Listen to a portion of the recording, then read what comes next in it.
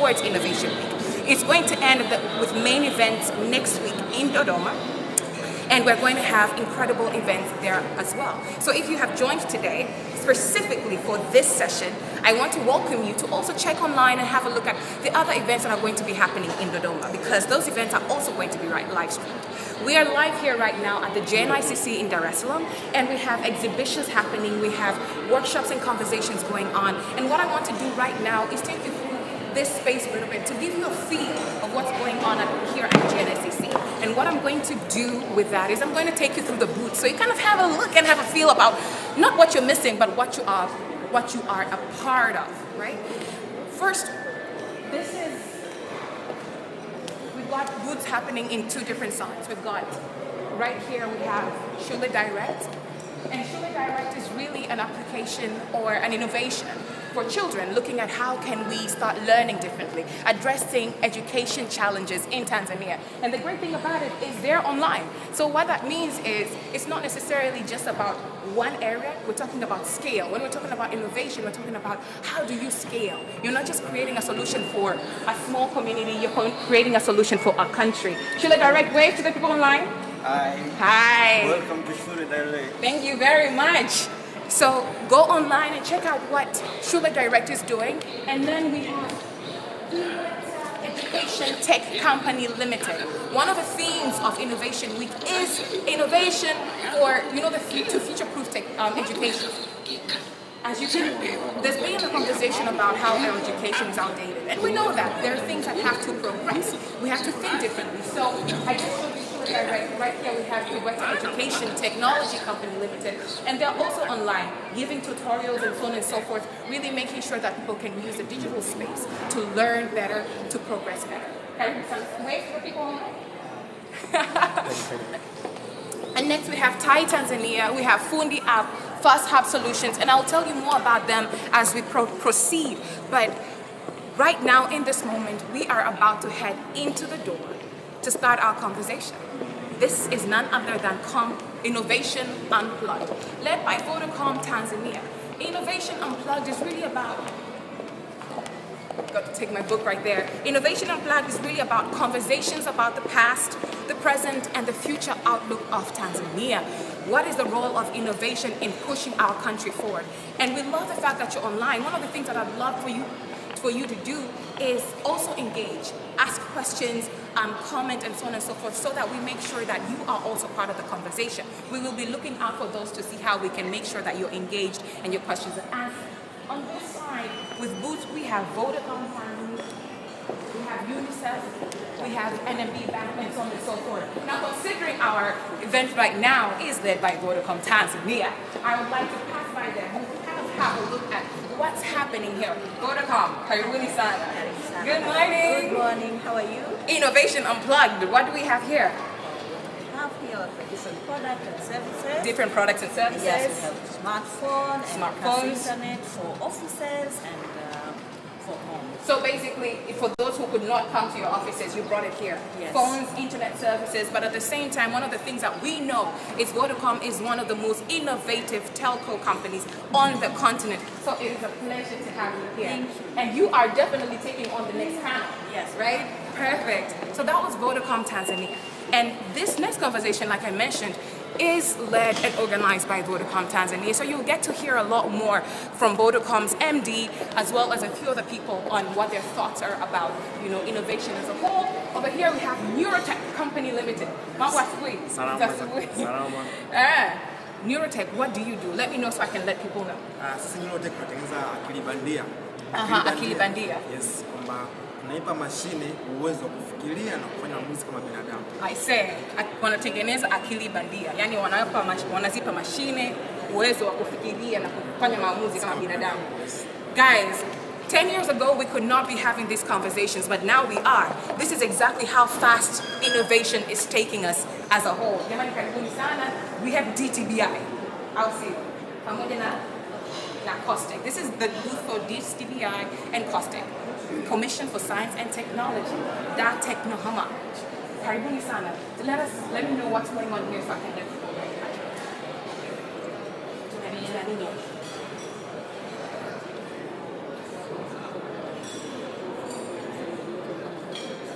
Usijali, manake hapa unazungumza na mimi alafu mimi nitawaeleza.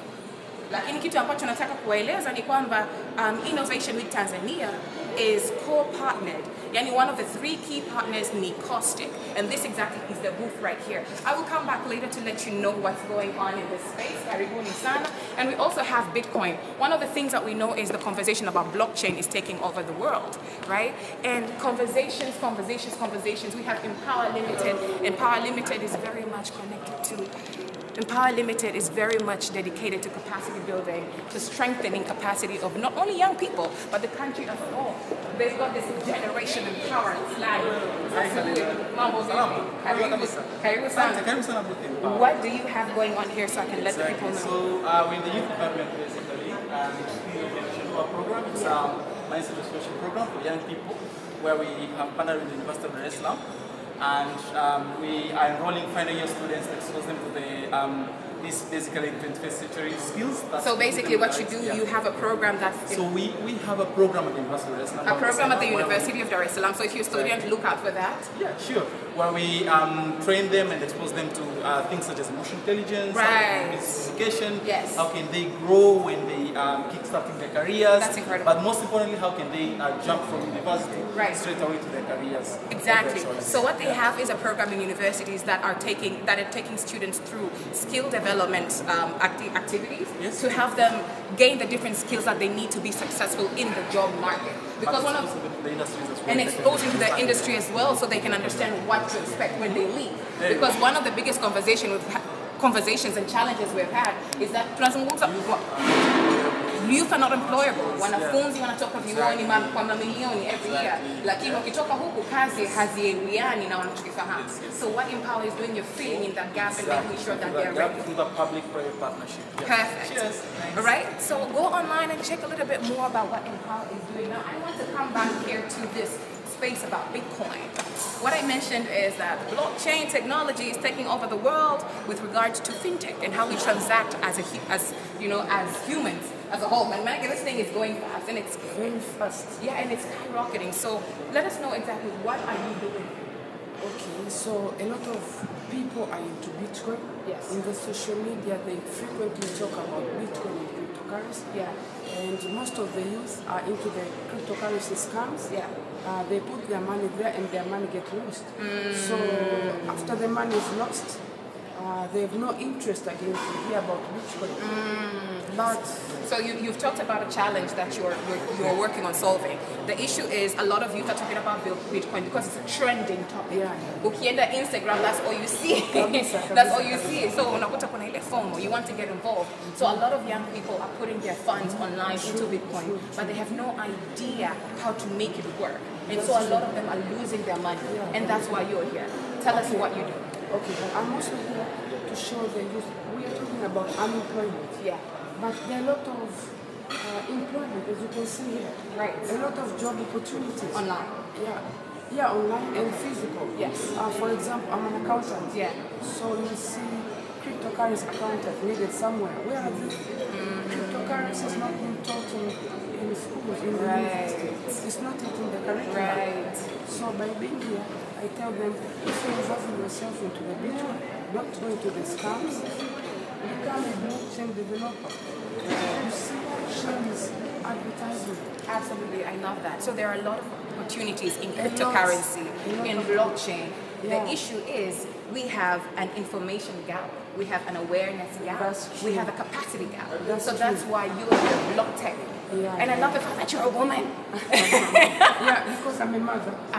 So I feel so bad if a university graduates without the skills needed in the labor market. I'm a mother. Yes. He's my son.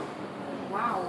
And he's helping mommy. That's incredible. Yeah. So basically bringing the family together to educate the country, to educate the country and help young people take advantage of cryptocurrency and the new opportunities that are available because of innovation in the digital space. Right? That's true. Because people are challenging themselves to think differently. right? So where can people find you online? So, right, if you're online, look for BlockTech TZ online. Look for them on Instagram. Look for them on Facebook. BlockTech_TZ on Twitter. But you can also look for them at www.blockchaintz.com. And also by my name, you can find me on all social media, Sandra Chogo. Again, I'm also a government employee. Right. So having the experience from my work, coming back to the community, I bring my experience to the community. Look for her online as well, Sandra Chogo. She's talking about the plethora of experience she has working across different sectors and the way that experience is actually helping her build an inclusive 360 solution in this space. Sandra, asante sana. Thank you very much. We will be back. Like I said, get involved in the conversation. Hizi booth ambazo tuko nazo hapa ni chache sana. Kuna mambo mengi yanaendelea hapa Dar es Salaam, lakini pia kutakuwa kuna mambo mengine yanaendelea. Tag people who are not in this space right now, share the link with them. Make sure they're involved in the conversation, because conversations like this are the ones that propel our development, our country, and sisi wenyewe forward. Like I said earlier in introduction, my name is Khalil Mboy, and I'd just like to let you know that we're going to have a short break right now, and then we're going to go back in. What's happening is we have our panel setting up. That is the VODACOM Innovation Unplugged event, a conversation about the past, the present, and the future outlook of Tanzania. We will have different people. We will have the VODACOM ND on board. We will have Jones Murusha and some incredible minds on that space. So please make sure that you're tuned in and make sure that you are plugged into the conversation of Innovation Week. We will be right back. Thank you.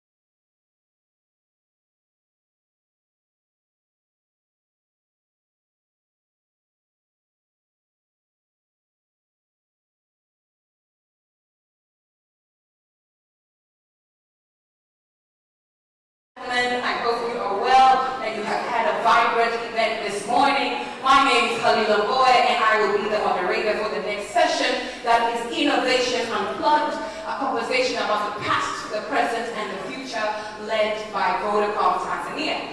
Karibu sana. Now what I'm going to do in this moment is request for all the backbenchers and everybody who's sitting in the back to move to the chairs in the front. Karibu sana mbele. Tuna nafasi nyingi sana kwa nyingi.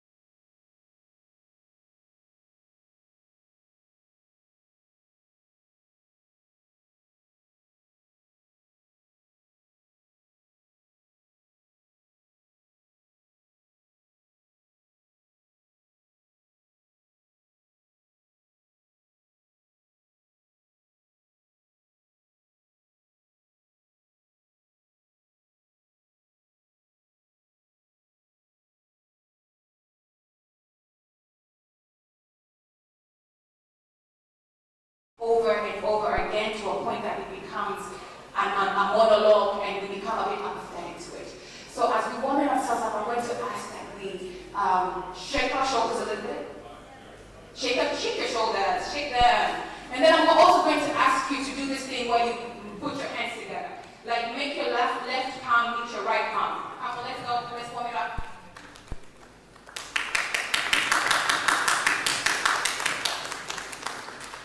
All right, as we do that, I'm going to ask that you put your right hand up. Right hand up. Right hand up. Okay, so this is not out. This is and Galileo, who you are here to talk about innovation in the future. This is how we put our hands up. All right, put your left hand out. Put your right and left hand up. Now you're going to draw an S for me. So why we're going to draw an S? Because I love the feeling of Superman. So that's who you are being in this room talking about innovation, because you are a change maker. So what you're going to do with your hands is you're going to draw an S.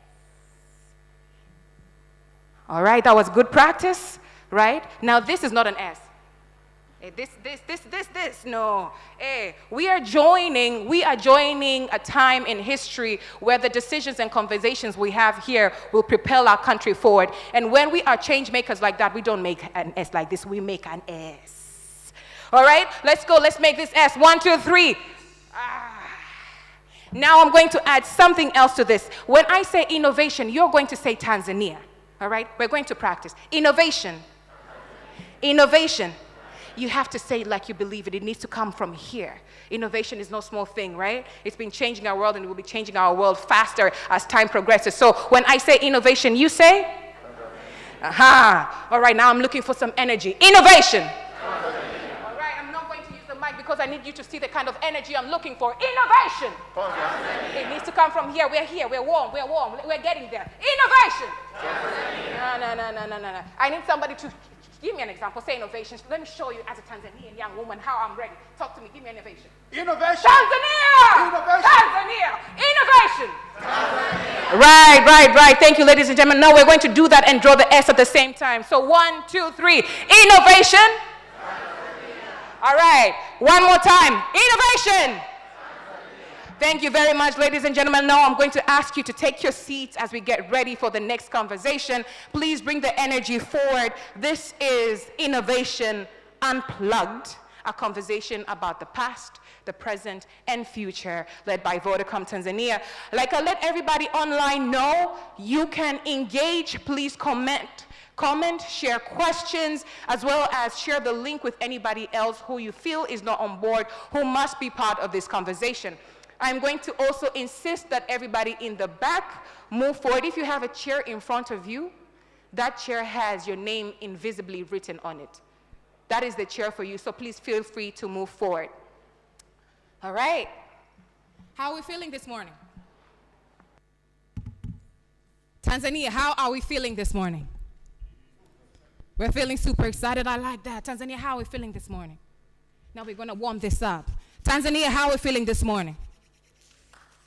I'm looking for that. Tanzania, how are we feeling this morning? Come on, warm it up. I'm pretty sure when the freedom fighters were fighting for our continent, they were not silent. Tanzania, how are we feeling this morning?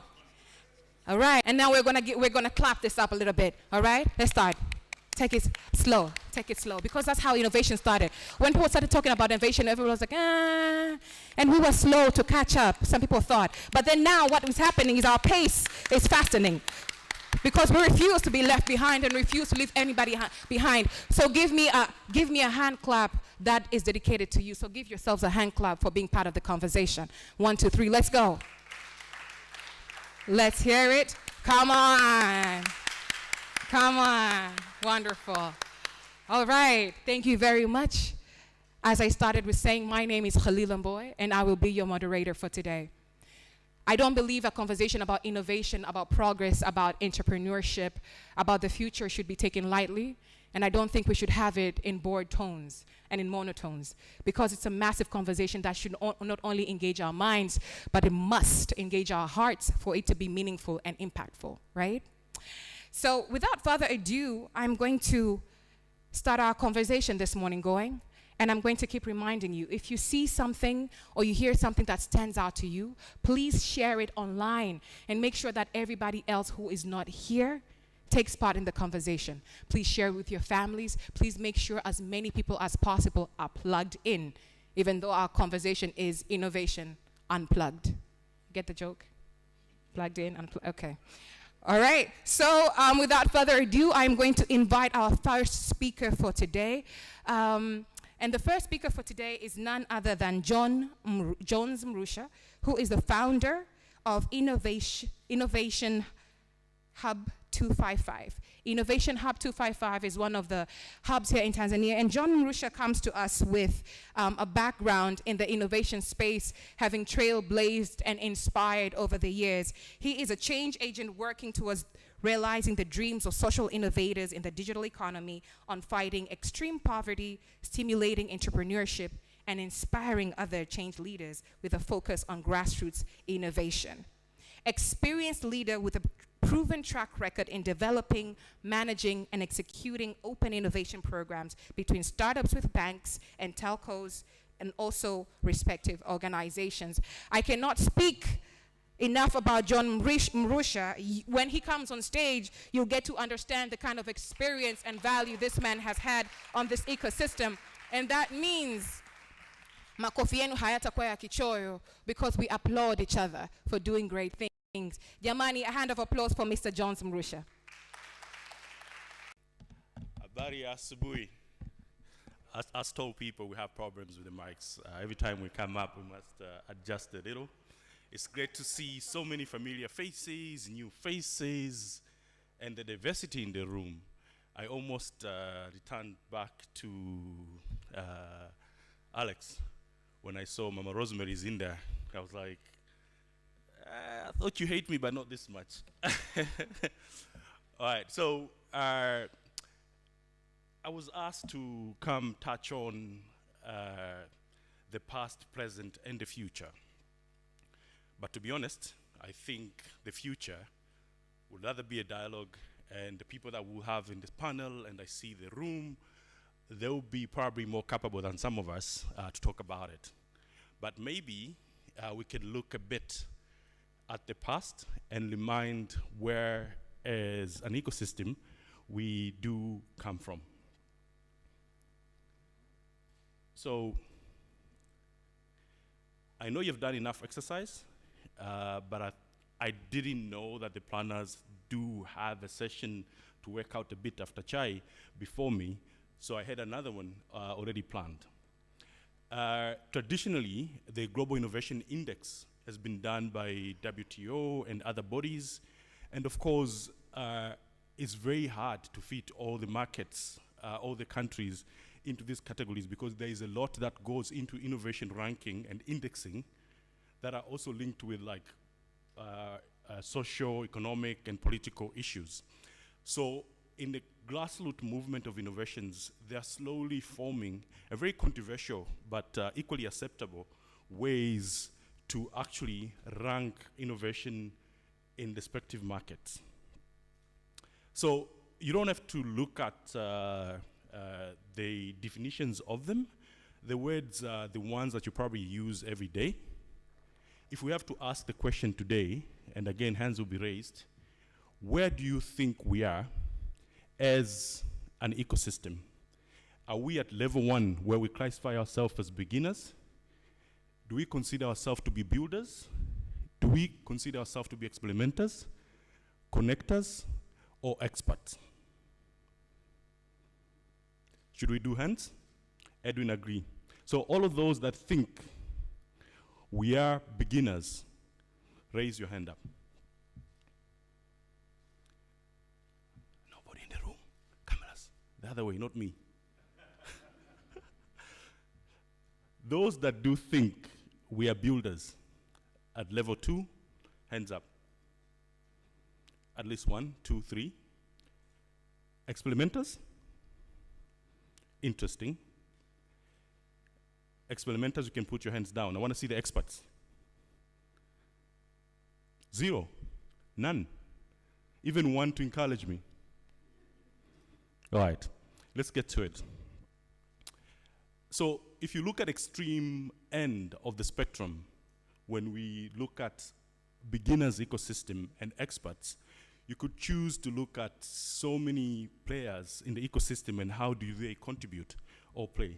And on this case, we decided to take only few. The actual measurement has about 16 of them, but not all of them are relevant because things like manufacturing industries and you name it, they're at infant stage in our country. So we choose to look at community, the know-how, network, government, funding. I would have been happy to be one of those speakers. I would say you don't have to look at the presentation, you just listen to me. But coming from engineering and transitioning slowly to business, I encourage you to actually look at what's on the table. There's a lot that is written than actually what I'm going to say. So beginners, in such framework, you see characteristics as the entrepreneurship environment is not really supported. The community tends to be on close-knit but small. You could all remember 15, 20 years ago, we had such setup. And then funding to some of the innovation activities, they are from sources you will not expect. They are very random. There's no structure, it's not formal. Wishful thinking, and I'm glad none of us in the room said we're at the beginning stage, and of course we're not experts either. The other side of it, you would see in funding, we have a very diverse landscape for funding, different sources. When it comes to stakeholders, they are connected. I pushed for the community that is building this template, the KPIs, to say one stronger ecosystem, but they moved the one. They're insisting on a stronger ecosystem. And of course, the startup have easy ways, and innovators, easy ways to establish their businesses and engage with other stakeholders in there. The missing part is in the middle, what we're referring to as level 2, 3, and 4, of which most of us in the room thought we are. So let's look deeper into what that means. If you go back 2005, 2010, for those of you that are old enough, now when Mama Samia goes to Mwanza and mentions startups, everybody is excited. When Mama mentions cryptocurrency, everybody is excited. When central bank calls experts and form formal and non-formal technical committees to look at CBDC, it's news on Bloomberg that Tanzania is doing something on this regard. But this is not very new. We're talking about 2025 election. For 90 politicians in the room, forgive me. But whether we like it or not, it's going to be digital. But this has not started today. We had stories about Cambridge Analytica. We know that the big companies, they come in, they zero-late social media access. Of course, there's something that they get out of that. But this is not new in Tanzania. Some of the faces on the screen right now, they're very familiar to you. The Mike Mushis. In 2005, he did build the first Tanzania digital campaign content portal. And a week after President Kikwete was in State House, he was probably one of the very first guests to go in. And there were commitment into how do we advance these brilliant young people to take the innovation journey forward. Specifically, I remember 2 aides from that office. No names mentioned, but some of them we probably know. One is an ambassador now. The other one is a minister. They took a bite, and the president insisted that this should be under their wing because they're the young people that could connect better with the likes of Mushi. Few weeks after, we had Silicon Valley coming in. Paul Brigo is one of the ex-PayPal. He sits in the board of Uber. He was one of the very first investors to Uber and so many other startups. He started a 12 million fund for Africa, Savannah, with Mbwana Ali that you also see on the screen down there. And it was big news. Everybody got excited. And of course, they went to see the president. So what we're seeing now maybe has been happening. But since 2005, how far have we gone? I took a trouble of bothering Nadim at night to help me share that picture. Ifulusi Mobi Power was launched in 2008. Now, I'm getting a wink from the red people because they were one of the first to launch mobile money services in Tanzania. But let's be honest, by then, there was none. It was a very hard concept to comprehend. You had to deal with the network provider. For his case, luckily, Zantel. You had to deal with the bank. FBME took him on board. I clearly remember some of the paperwork that we worked on as we were submitting to Bank of Tanzania. And it was crazy. It's almost magical that he got a letter of no objection to launch Mobi Power then. But we had governors, deputy governors, and directors at different departments that understood the power of it. Mind you, this is only 3 months. The submission was logged in 3 months after M-Pesa launched in Kenya. So for the system to be developed, for the company to be registered, it was of course coming from the buzz that was happening in Kenya, but for all techies in the room, you would agree with me, it takes a long time to even build a system that will allow SMS to communicate from one phone to the other, and having 2-3 partners in between. So we've been there. The past was also exciting. There was one big event in the region, and that was Nokia Open Innovation Summit. The last picture you see on the bottom. Somebody at Nokia was crazy enough to think even nakufa wacha ni papate maji yangu. So he invited players and anybody that was probably doing something with a WAP phone from the continent. And about 100 of us gathered in Naivasha. And we were locked in for 1 week. And 1 week was not enough. They forced other guests to take another hotel. They gave us a few days more. By then, in 2011, iHub was not born, CC Hub was not born, Tanzania was nowhere close to what we're seeing right now as far as communities, spaces, and programs are concerned. And all of those names, like Eric, like Bosna, the guys that found iHub and CC Hub respectively, were in that meetup.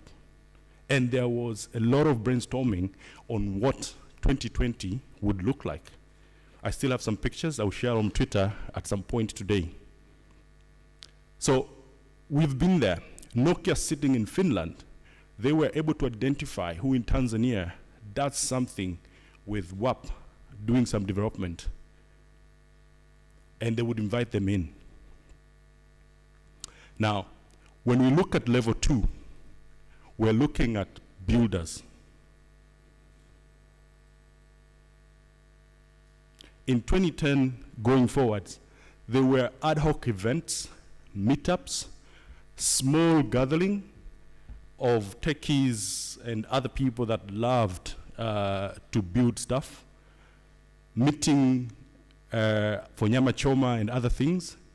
I remember in 2007 up to 2010, there was a huge power cut in the country. And there was one building, Millennium Towers, it was new, and it has a generator, and there was one internet cafe there. And the power was always on. We had a bench la ufundi, and everybody used to come, including the Jumas, that by then they had an office. But of course, power is the mother of all. So we would meet every day, we would build stuff, we would showcase what we were working on. They were these meetups. And then the guys that were given mandate from the president office, they started seeing some things. They're like, guys, this is happening, but how are we that these things are happening? We gotta do something. The first big conference on a setup like this, Barcamp 77, was organized in Dar es Salaam, and some of the pictures that you see now on your screen was from that event. Of course, forgive the drinks, but I want you to focus on the people in the below picture. Ambassador Els Kanza, PS, by then he was just a lecturer. They were all in the room. When we talk about government involvement, we should also appreciate champions that went beyond their JDs to make sure that this is happening. We are where we are today. And Jimmy Onazi is one of them. Next time you see him, mnunulie soda. Should we look at level 3? Stories are boring, but maybe it gets exciting now. So 2011, after the news have gone out, there's a bit of spark in Tanzania. We started seeing a bit of serious partnership being formed. And again, I encourage you to look at the table and read into it. I'm not going to go through it, all of the text in there. But partnerships were formed. The previous slide, you saw Luca drawing a picture. He was actually putting together a layout to Dr. Mshinda and engineer George Muramura on a space that we identified that later became Tanzania City Innovation Hub and Buni, that used to be a library for research that were done. As you probably understand, COSTECH, once you've done your research, you file it back in that room. So we went in, we looked at it, we took a picture, we drew a map. At Barcamp, everybody was there, and we're like, we're excited, let's do this. The plan was set, proposals were sent. Dr. Mshinda fully in, and then it came a question of money. How are we going to do this? Budgets takes year on year. The allocation, now we're talking about 5.5 billion going into innovation funding for the next budget. By then, it was hardly 500 million, hardly. And that also were to cater for academias doing research. But through partnership, the Tanzania ICT program was born with the Finnish and Tanzanian government. And they took on the innovation space. And the community was working together, so it wasn't a problem for the plans to be shared, for us to work together to push it further. 2011 was a good year because the day that Tanza ICT was launched, DTBI was also launched. We have some beneficiaries from DTBI in the room. Hands up. Oh, one here. Right? 2012, through our connections and the guys that we did bar camp with, Kinu became live as well. So thanks to Google, Indigo Trust, and some few other partners, they were bold enough to say, fine, we do have this, and of course partnership between government and government cannot involve private sector, at least then. We are putting faith on you. Go ahead and do it. We were excited, and I'm so happy that we did it because there were so many learnings that came out of it. So key doors were opened, programs were launched. Ubongo in the room, maybe in the other sessions or not in country, but one of the very first startups to walk in to Kinu was Ubongo. Today, you know where it is. And so many others. Some of the people that actually went to run the next phase of the innovation space at Tanza ICT Buni, they started at Kinu. And we continue working together. Fast forward 2014, HDIF came in. Funguo that we're in today with Innovation Week, to shukuru HDIF. I'm taking these pauses for it to sink in and for us to understand level 3, where we were, and how much helpful these programs have been. So next time you meet anybody that has worked with HDIF, please also thank them for me.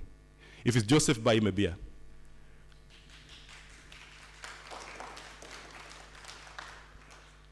Let's look at level 4. So with all the prior movement and activities in the ecosystem, what seemed to be a bit difficult with the blue chips started happening, where there was a drive to create and work with startups to reach a wider population. Because as a startup, you will not go reach 5 million people, 10 million people, I can't remember what the number around then. And you would see government also injecting technology, innovation, and reducing bureaucracy. There was a mention on the previous forum about GPG, and you name it. Of course, it was inspired by other startups, the likes of Maximalipo, Cellcom, and you name it. But that ease started happening. So for all of you that thought maybe we are at level 4, you are also right. This happened and continue to happen. So 2015, I partnered with Airtel and we launched the Open Innovation Program. Again, I guess Edwin likes to be everywhere. So MPEP, I don't know how young it was then, Edwin came in, he pitched, and we little fought. We took it all the way to the board at the group in India. But it was a VODACOM product. We could see from the color, we could see from the name MPEP, and that was a turn on. And he was so frustrated with his partner. He was like, oh man, these guys, man, what's the use? They're building an open innovation program. They're investing in actually creating a space that we should come in and do this stuff. How many pitches did you do? 5 pitches. And yet, they're turning out a product because it has a name and a color that resemble their competitor. But maybe that was a learning, that was a fire he needs, or the team needed to push it through. We know where it is right now. I know I'm a biggest consumer of 2 entrepreneurs. Actually 3. TRA, Bagresa, and Edwin Bruno, because every day I'm a news junkie. I must buy papers. And these days I don't do it anymore, but I call Isaac every time something doesn't come through. The East African this week, I woke him up at, I don't know, stupid hours of the morning. I'm like, where's the East African? It's not happening, right? So 2015, Airtel Open Innovation Program, big boom. We had some learnings, we pushed through. 2017, Tigo launched Reach for Change. We've seen some results out of it, or at least a build-up, a carry on from the startup Death Valley going into the next stage. 2020, the same Edwin that was turned off by the competitor pushed through with Vodacom, and they launched the accelerator. Let's assume if Adin got accepted with MPEP on Airtel, would we have Vodacom accelerator today? Who knows? Sometimes all the doors that are shut, maybe they're showing you another door that you should push through. 2021, we'll see even banks of all people, they're launching sandboxes. And not just a typical sandbox to take a box off that I've done, but a sandbox with state-of-the-art APIs. When Nguvu gives me SOAP, NMB is giving me REST. Of course, Nguvu is going to update. But it takes these giants to do what they're doing today as connectors for startups and other innovators to be able to collaborate. I'm looking at the time. Let's quickly look at level 5. That none of us, including myself,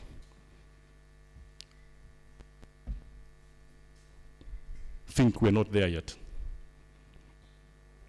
Ladies and gentlemen, we are. Whether we like it or not, it is happening. As we go about having the conversation of the future, let's look at Tanzanian innovators and entrepreneurs that are not only trying to reach level 5, but they're pushing through. If I was doing past, present, and future using the innovation index, we'll probably be at level 1. And it's the smallest of things. So for example, Tanzania has the lowest points on innovation index because we don't submit number of domains that we've registered with .tz. It's a fight I've been banging on for the last, since David days, 3 years. But only if we did that, we could have gone one step higher because those are easy, low-hanging fruit for us to harness. It's basically data submission. So if there's an investor sitting in London, New York, Hong Kong, and he's saying, oh, I'm looking at markets to invest, and one of the KPIs is where does innovation index place them? Tanzania will probably be nowhere. But luckily, there are some other investors that do use other metrics. And here we are.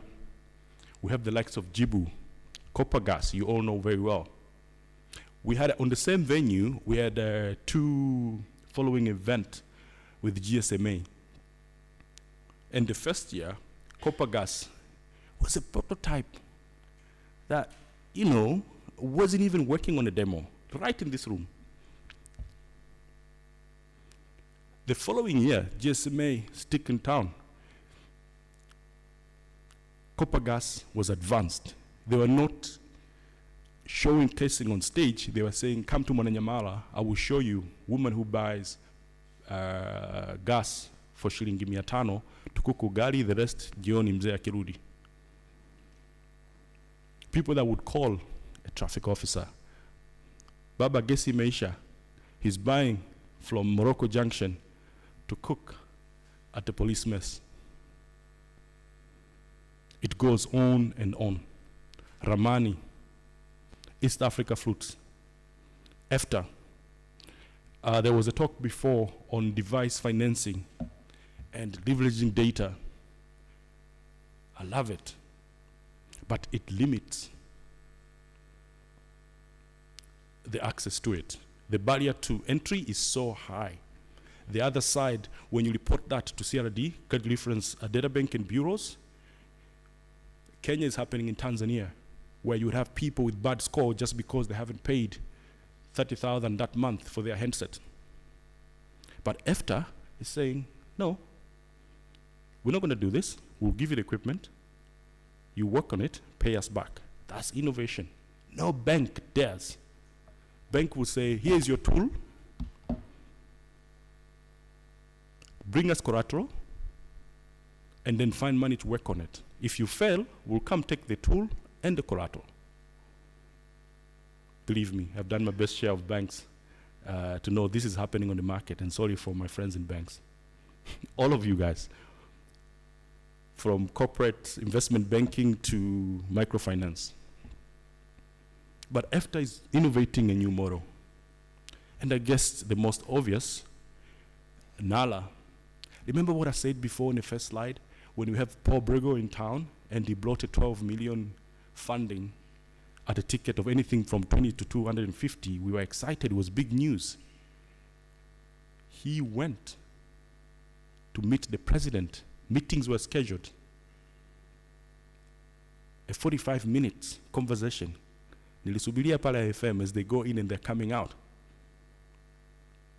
Today, NALA secures a 10 million plus funding. They're launching in New York. Not even the president shows up.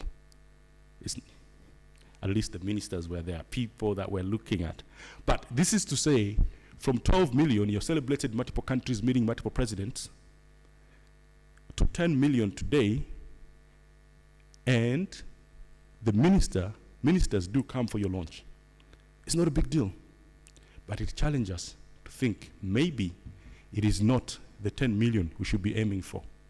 If all of us do work together, maybe the next round of funding, oh, somebody's reminding me, when I say 10 million, I should add in dollars. Maybe the next goal now should be 100 million. But how do we get there is by having all these players working together, not necessarily on that open innovation funnel, in any other way that we deem fit. And I'm looking forward to the panel. She's already hinting on the time. I'm looking forward to the panel to see how do we discuss and follow up, act on, to get to the next goal, which is $100 million. Asanteni sana.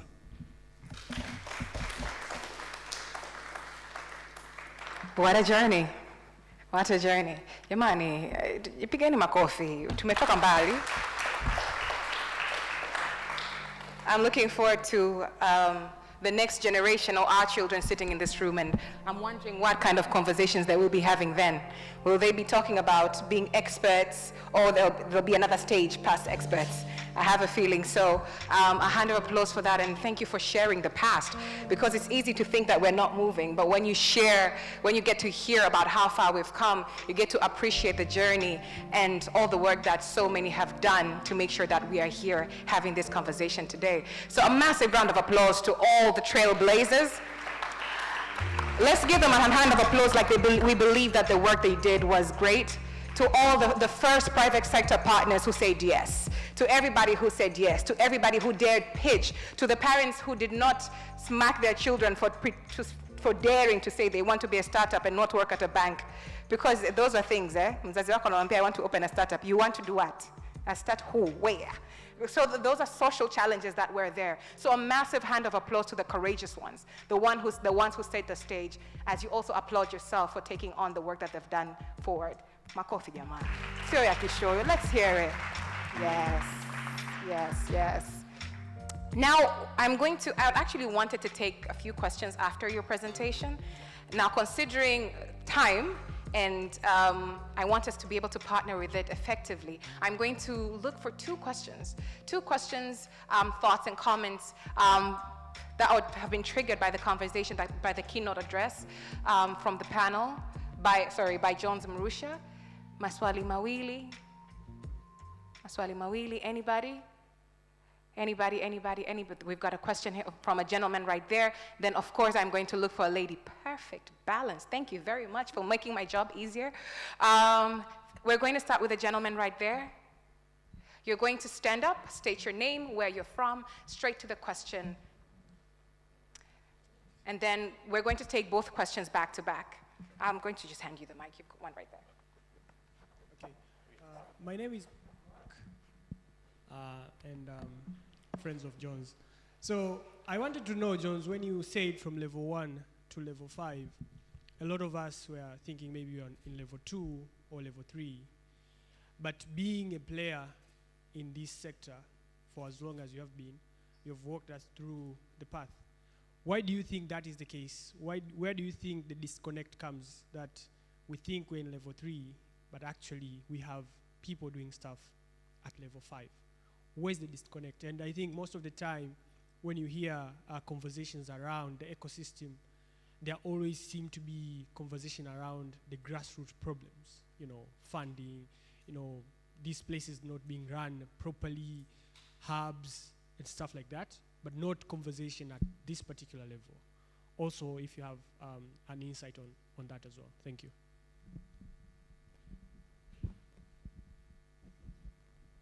Right, we will take the second question. Karibu, madam. Thank you. My name is Pamela, and I come from Arusha. Thank you for the great presentation. And through your presentation, I've really come to put things together and realized that we've really come a long way, and there's a lot of improvement. But my question comes, most of the things that you're sharing, I feel they come from a personal experience as well, being part of the ecosystem. But maybe you can help me with this. Are these things written somewhere? If I want to learn about this, and I was not in this room today, how can I get access to this information? Thank you.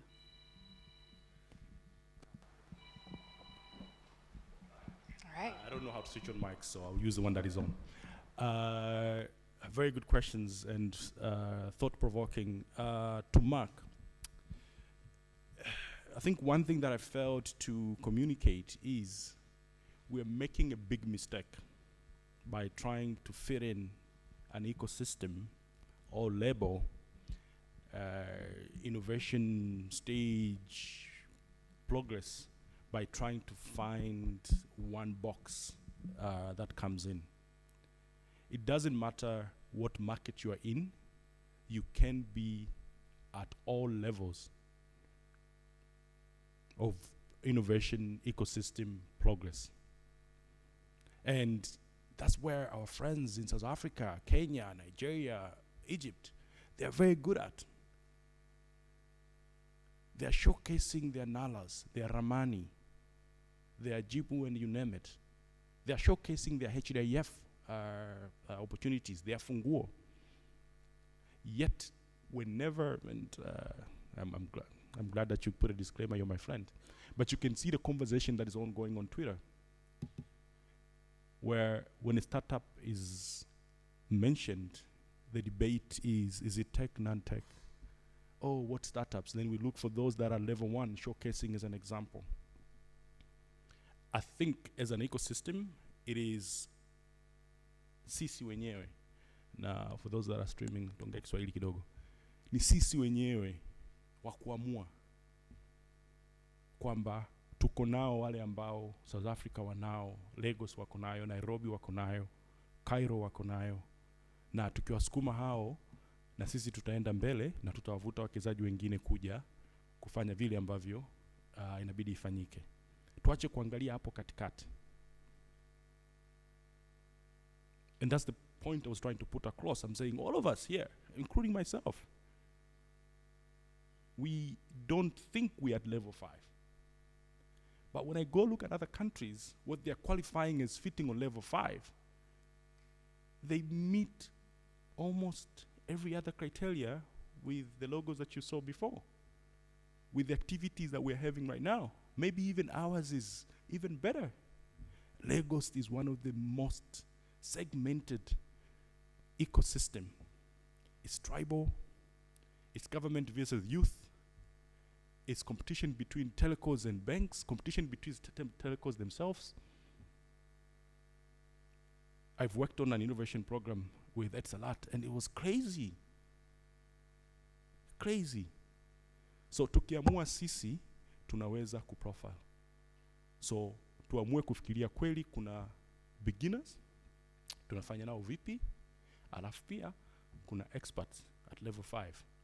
How do we applaud, amplify, and also find a way to work with all of them? That's my ask, Mark. Pamela,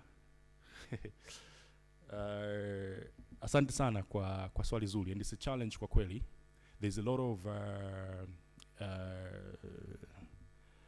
noise right now on the ecosystem that it doesn't feel it's the right place to start putting together a document that will be consumed for the thought it's meant to provoke, rather being received only to be criticized. I know 3 people that are working together putting this, including going back. They've already submitted the letter that I was mentioning going to BOT with a stamped date as received, and the no objection is part of that documentation. So we are hoping at some point with the right partners and where we are able to actually manage how we're releasing it in a way that people would learn, not only discard because there are other noises ongoing, those documents will be received. But please feel free to reach out to me and other players that you have seen. I'm in Arusha now and then. I'm more than happy to do this over and over again, as long as it meant for a positive impact like we have tonight. Asanteni. Asante sana. Thank you very much. Now that brings us to the end of our keynote address and the question and answer session. In case you're wondering, and you're wondering why there's music playing in the background as I speak and thinking the tech team is wrong, I've asked them wanisindikize na kabiti kidogo kwa chini. Let's just take a look. Because innovation is that, it's dynamic, it's vibrant, and I want that feel when we speak, because like we said, we're not just talking to the minds, we're talking to the hearts. All right, we are now moving on swiftly to the next conversation, and this is none other than the panel discussion. It's going to be an exciting one because we have incredible minds that will be here sharing, but at the same time challenging us to do better collectively.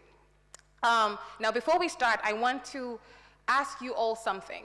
And whatever I'm going to ask you, if you can take a pen and paper and write it down, because you have no idea if I'm going to come to you.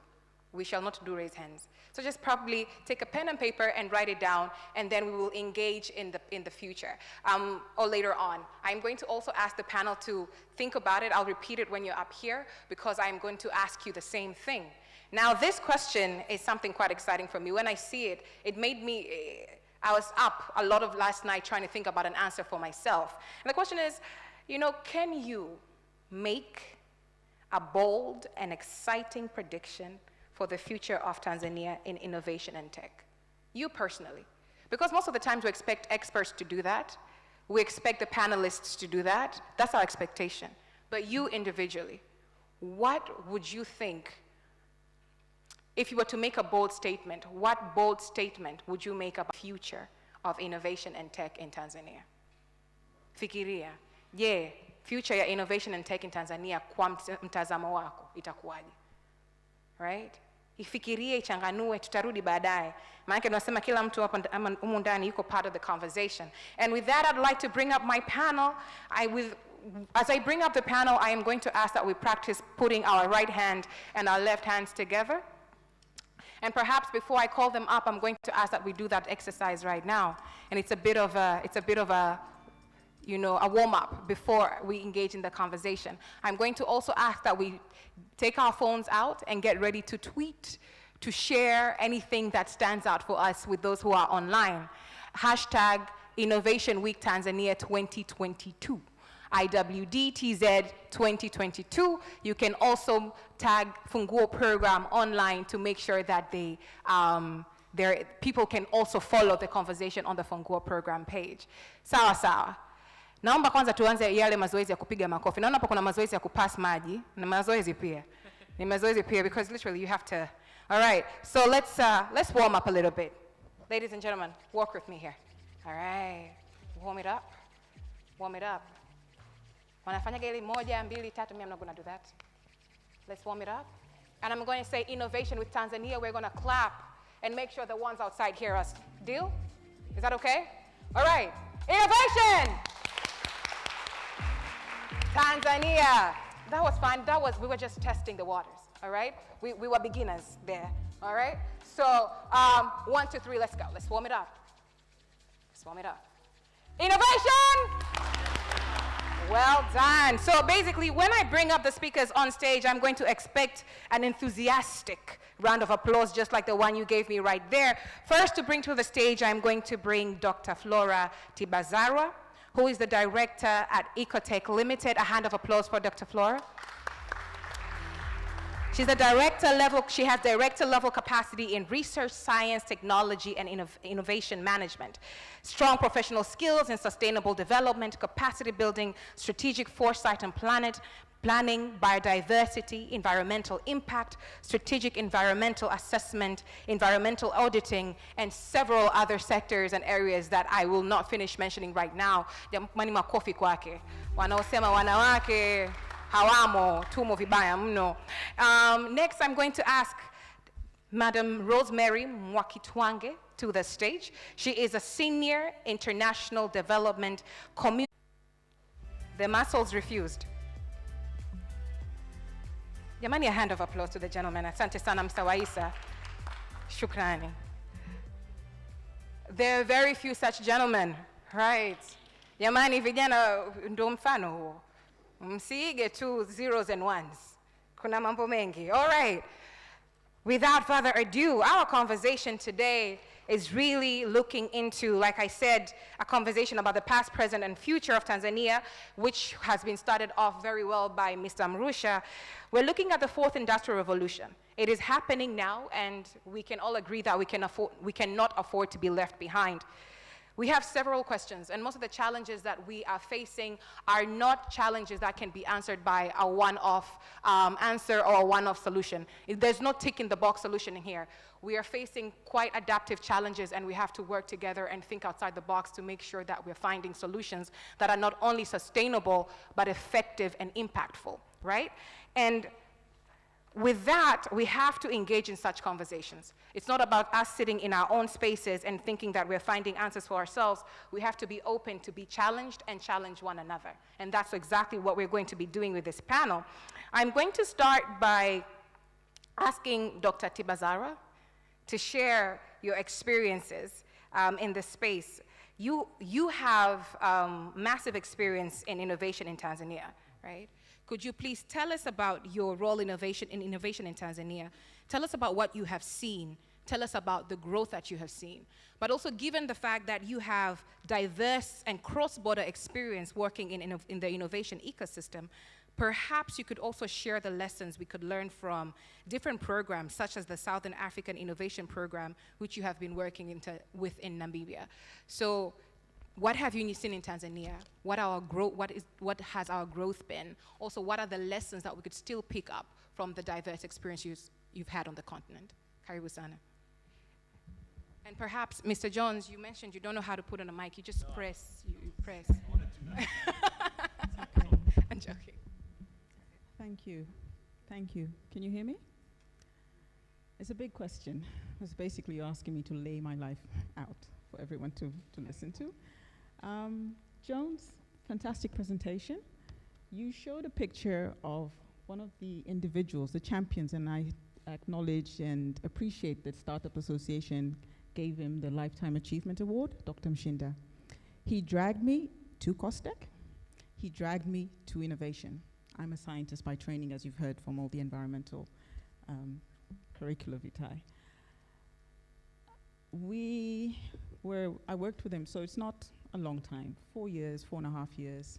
I was at COSTECH working with TanzITT, BONI, DTBI, and bringing on HDIF, and then, really rolling out the projects and supporting from a government perspective what is needed to build the ecosystem. And that's why I put my hand up when I say ecosystem building, because I really feel as much as we do have the eagles who are the experts at the moment, and we have those, this is where we want to go, but the larger part of us as Tanzania, us as the SADC region, us as the East African community region, we are still building that vibrant, robust ecosystem. And so we need all the stakeholders, like Jones has showed us, to be on board. I see Tanzania I left Tanzania, went to work in the SADC space for a little longer, building again ecosystems there. And what we are missing still is really those ecosystem builders that will handhold our entrepreneurs to make it, our startups to make it, and not go through the valley of death. And we saw a number of challenges, and these are growth, things that are, I would say, work in progress, to acknowledge there's elements of it, but not sufficiently there. So upskilling is a key word, and I think all the multipliers who are the labs, the accelerators, the innovation spaces do that. They themselves do not have registered credibility, because if you look at our more developed startup ecosystems, you do see that those that support the multipliers have credibility or trust in them. And our multipliers are still getting to that level where Sahara Sparks will be able to walk into NMB and say, give me 100 billion, and I will ensure that it's distributed to my startups, and those startups will give you back returns. They're not going to trust the Sahara Sparks, not yet. And so you've got to get to that level of building enough capacity in your multipliers as part of the ecosystem to see that. And so those are some of the gaps that we were trying to address. And in doing so, it's not a one-size-fits-all, like Jones has very clearly outlined for us. It's about giving people very bespoke capabilities. So you come to Flora, you listen to Flora, you understand what Flora is doing, what she's trying to achieve, what her strategies are, and unpack that for Flora, because sometimes as an entrepreneur, I probably don't even see what my potential is. So we went through a very analytical process with the startups that we supported, for them to understand even what kind of impact they create in the ecosystems, to help them build that narrative and put it, like Pamela was asking, to paper. Develop an impact story that would say, this is what I'm trying to do, this is where I think I'm going.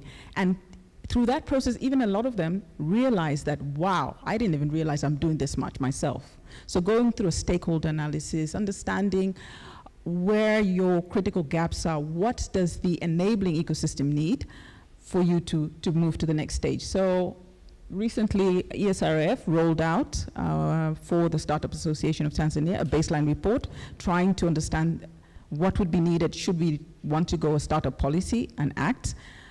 And that's where you start to see what are the gaps, what is really the needs of the startups, talking to them, having a conversation. Some of them know, and some of them it's eye-opening. And I think it's work in progress. I don't know if I'm answering your question.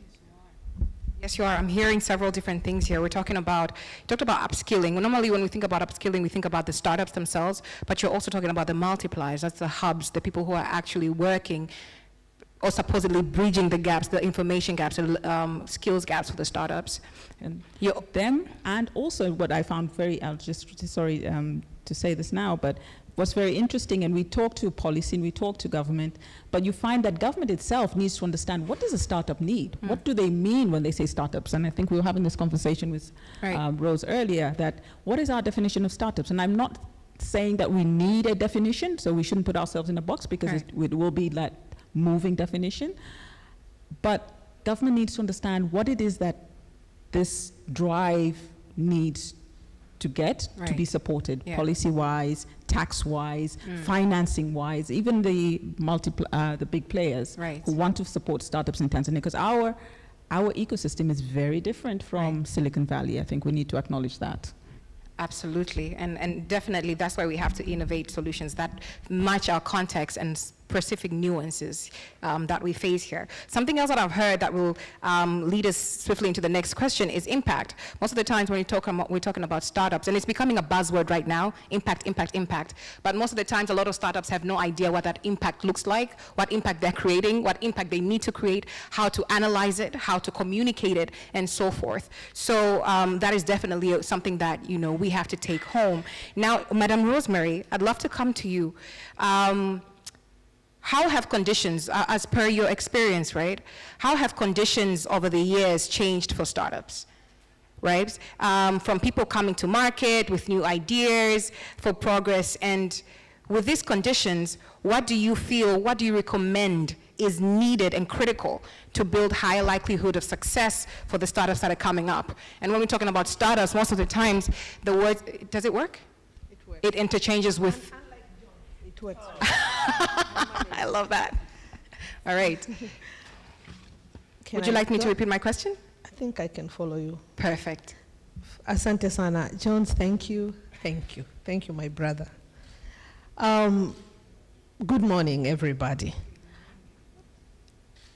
I should apologize first. I think I am the only illiterate present in this room as far as fintech and those big jargons are concerned. I don't know them, so apology. I've looked at the topic for today, ubunifu. No, there was something to kutengeneza pesa. That's all I know. All I know is making money. And I like big money. So when we talk about money, I talk big money. I just want to lay that ground for our discussion so that to manage your expectations. Again, the past and today, I've been managing a business incubator since 2009. And again, you talk about innovation, I talk about entrepreneurship. So just to manage our communication so that I'm not outside your line. When we started, it was really about young Tanzanians who did not have desire to prepare for employment because they felt like they were unable to qualify for high school and university education. So these were like the laggards who would, what can I do? But at the same time, I used to work with the University School of, then Faculty of Business, Faculty of Commerce, to help find placement for, what do they call, field work, because I was in town and they were up there. And I went to that school. I should also qualify that. I'm a total local, kanyumba fulani. I've never gone to any English medium, studied outside. So I'm a typical product of research when it comes to the Tanzanian market. I was born in a business family. My father was never employed in his life. So you can imagine, being a child of somebody who has no respect for employers. So he's hustles throughout his life. And I went to a local school, public school. By then, I got to Napasi, I'm Naela. And I studied up to, I got an MBA, 25 years post-MBA experience. Therefore, I have lived that maisha ya biashara. So I'm not embarrassed saying that I think I know what I'm talking about when it comes to biashara. I want to ask you one question before I continue. How many of us are doing fintech, which is unfortunately now, past and now? Initially, we never used to have things like fintech. They look like samakis, now sound kama samaki. Now it's them. And unfortunately, what I see then and now, today, for many of the people I'm representing, which is typical local Tanzanians, 67% of Tanzania today is young people ages between 15 and 35 years, isn't it? With all our university and higher learning institutions, there are almost between 800 and 1 million graduates entering the market every year. And gestation period, kutoka kupata cheti to getting your first employment, baada ya kuzunguka na kile CV na brown envelope, an average 5 to 7 years. Sindio, you're looking for a job. Tuko pamoja. And again, sio mimi, lakini mwalimu wenu mmoja anaitwa Dr. Olomi has done a research, I think 2019, inasema kwamba unfortunately, while there is so much graduates every year from our higher learning institutions, different faculties, lakini unfortunately, majority, over 58%, are unable to be employed because they're nothing but a product that cannot be sold, that cannot be bought in the market. Yani hamna soko, bidhaa haifai. 58%, that's what has been documented, the study is there. What does it mean? Ina maana ni prone and recipe for self-employment. Lakini, again, nimeomba msamaha, mimi sielewi fintech. Nasema fintech kwangu, analog, old, born before computers, is nothing but a process, a system, not an end in itself. It's a means to an end. Again, mnisamehe, hiyo ndio interpretation kwa mtanisaidia. What does it mean then and now? I think with fintech now, the market has more approaches to getting there, unlike before. Kabla, it was only one way. You're either an incubator, ama umeenda shule, ambazo matokeo yake ndio hiyo.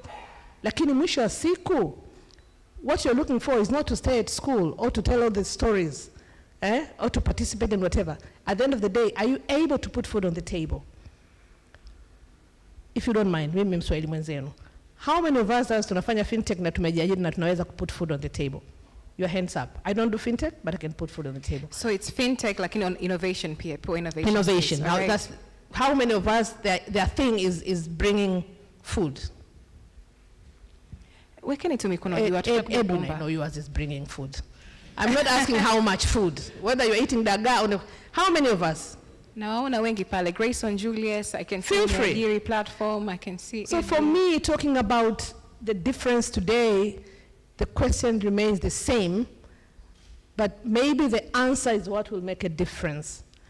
Are you able to put food on the table today out of your innovation activities or innovation space or not? Because at the end of the day, if you're not able to eat, there are questions. But secondly, I think the other difference is to what extent, there was a lady there who asked about individual approach and institutionalized. I admire impact. I understand impact. And impact without data is a big problem. So Mr. Sarah and Jones, I think in the future, can we say how many of these, of the cohort that exits the incubators or hubs into the market, are we able to push numbers and people and projects of the value that is defined by from the demand side as opposed to supply side? Sisi tunasema tu kumekuwa na hawa, kumekuwa na mahela mengi, napenda hela nyingi, kwa nimesikia $12 million, nini.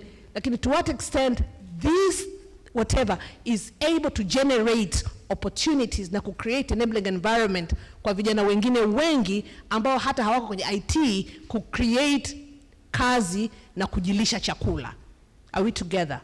We need this number, Jones, so that tunaongelea impact as opposed to talking about processes. Lakini thirdly, nadhani whatever, again, apology for my French, for whatever approaches and innovation tunazozungumza, nina issue kidogo. What is our source? Tuna groom from where? Again, I stand to be corrected. Most of the hubs and facilities are not institutionalized in a way that there is a way of processing young people or groups from one point to another. They're just walking in spontaneously. Either mimi nimekaa nimefikiria hivi, mimi nimefikiria, nata mimi ni mmoja wapo. In the last 3 years, nimekuwa na cohort ya vijana 16 walianza, lakini 7 wanatoka na hawa na waona kama ni soko kwenu nyie. Kwamba si kila mtu Silicon Time mtasubiri atakayokuja dona moja au venture capital crowdfunding, lakini these I'm sure wana mahitaji ambayo nyie mnaweza mkawa ni supplier wa hizo services, be it logistics ama systems. I think that's where I see opportunities na potential ya linkages, na wengine badala kusubiri muda mrefu zaidi mpaka atakapotokea huyo, you can start, as I'm saying, earning and doing businesses. Lakini kama ninavyosema, no amount, as long as tumesema what can be done for them not to die. Kwanza, I want to just comfort you, kwamba businesses die, and small businesses die faster. Every year, so many are registered. I'm sure all of you here are CEOs and founders. I'm the only one who's not. They come, they die. Every year, many. So you can die anytime. The challenge, and Kabaz and Smart, is to what extent are you able to resiliently stay in the space? And how do you do that? You don't do that by just knowing about, excuse me, Jones, about fintech. You know that by managing your threats in terms of personality as an entrepreneur. which is what? Motivation. Are you a risk taker? Are you able to research and find, answers? Is your product really serving a purpose? Kwa sababu the only mtu muhimu kwenye organization, hata wewe mwenyewe, you test yourself by going to the market. This thing of VODACOM, wanatubeba huku, wanatupaka poda, dona anatuwekea hela, is not helping you. Nenda kwenye mambo kule yalipo, nenda sokoni. Is the soko appreciating you, accepting you? Are you selling? Wewe ni deal? Ama ni archive, unaenda unarudi, unabaki huko. Professional entrepreneurs, kuna award hapa, award, they're not helping you. Nenda sokoni. Kazi kubwa ni kama unaweza kuuza. Can you sell? Can you sell? Do you have the qualities that can really make somebody be ready to cough in their money to have your product? Unless this is embedded in our innovation programs and whatever, we will always remain there. And I'm telling you, you will die every day many times. I see. And you won't be able to make it. Kwa hiyo, whatever we are doing, we cannot collapse or have shortcuts kwenye process hiyo ya ideation, nimeona pale mpaka mwisho. Wow. You cannot collapse them at all. Na ukizi collapse, hutafika. Ni share too a little bit about. Asante sana. I think, jamani, that's a massive challenge. Jones, you're starting to clap. Tupigeni makofi. Watu mna. Nadhani swali la mwisho lilikuwa about experience. Kushare experience. Nina cohort ya vijana 10. I'll come back to the experience kidogo. So, unaona, nasema vijana wengi tunakajasha kidogo. For those who are joining us online, yani tumepigwa challenge moja kubwa, because what you're saying is no matter what happens and no matter what conditions are enhanced, whatever the conditions look like, if we don't change our mindsets, not just about innovation, because innovation is basically a means to an end. If we don't change our mindsets and pick up the skills we need to build sustainable organizations, sustainable businesses, create a business model, go try it. Usikae huko ndani unasubiri award. Go try it. Go to the market, because that's exactly where the real exam starts and ends. So, asante sana, that's a challenge for us all. So basically, it's a mindset issue that you've introduced. Become a reality. Asante sana. Just when I say I can turn on the mic. Mama, it's on. It's just not learning from BBCs. So, keywords, and I'm going to be brief because it's a tough act to follow after Mama Rosemary. I need to watch my words very careful. I'm going to take keywords from the question. One is competition. First of all, it's okay to have competitions between startups and the blue chips, right? If at all, is it fair or not? That's a whole new discussion. These blue chips at some point, they were also a startup, and they grew to become who they are today. Again, using the word startups, innovation very loosely, we can put SMEs and whatnot in there.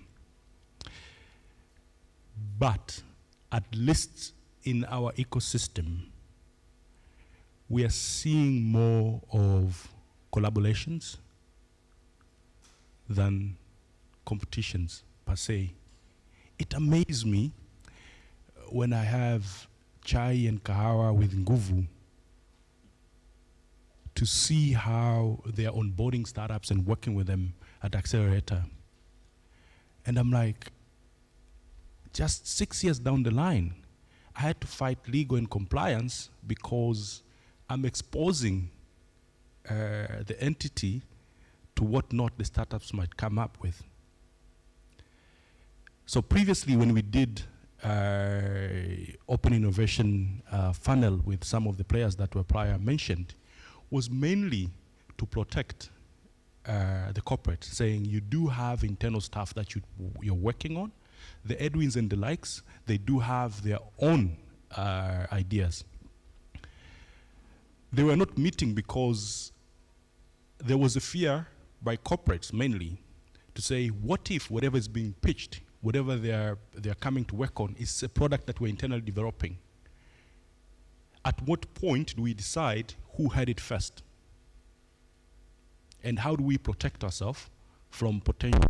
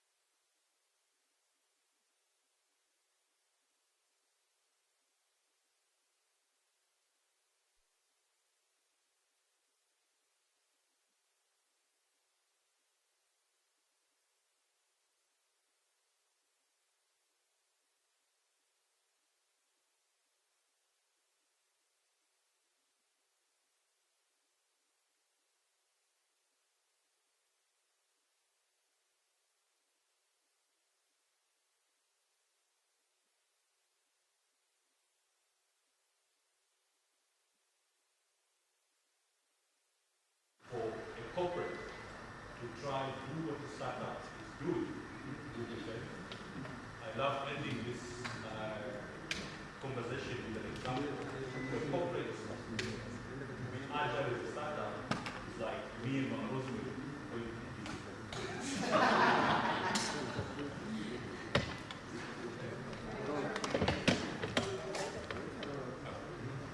All right, so this panel this weekend is meeting at the beginning.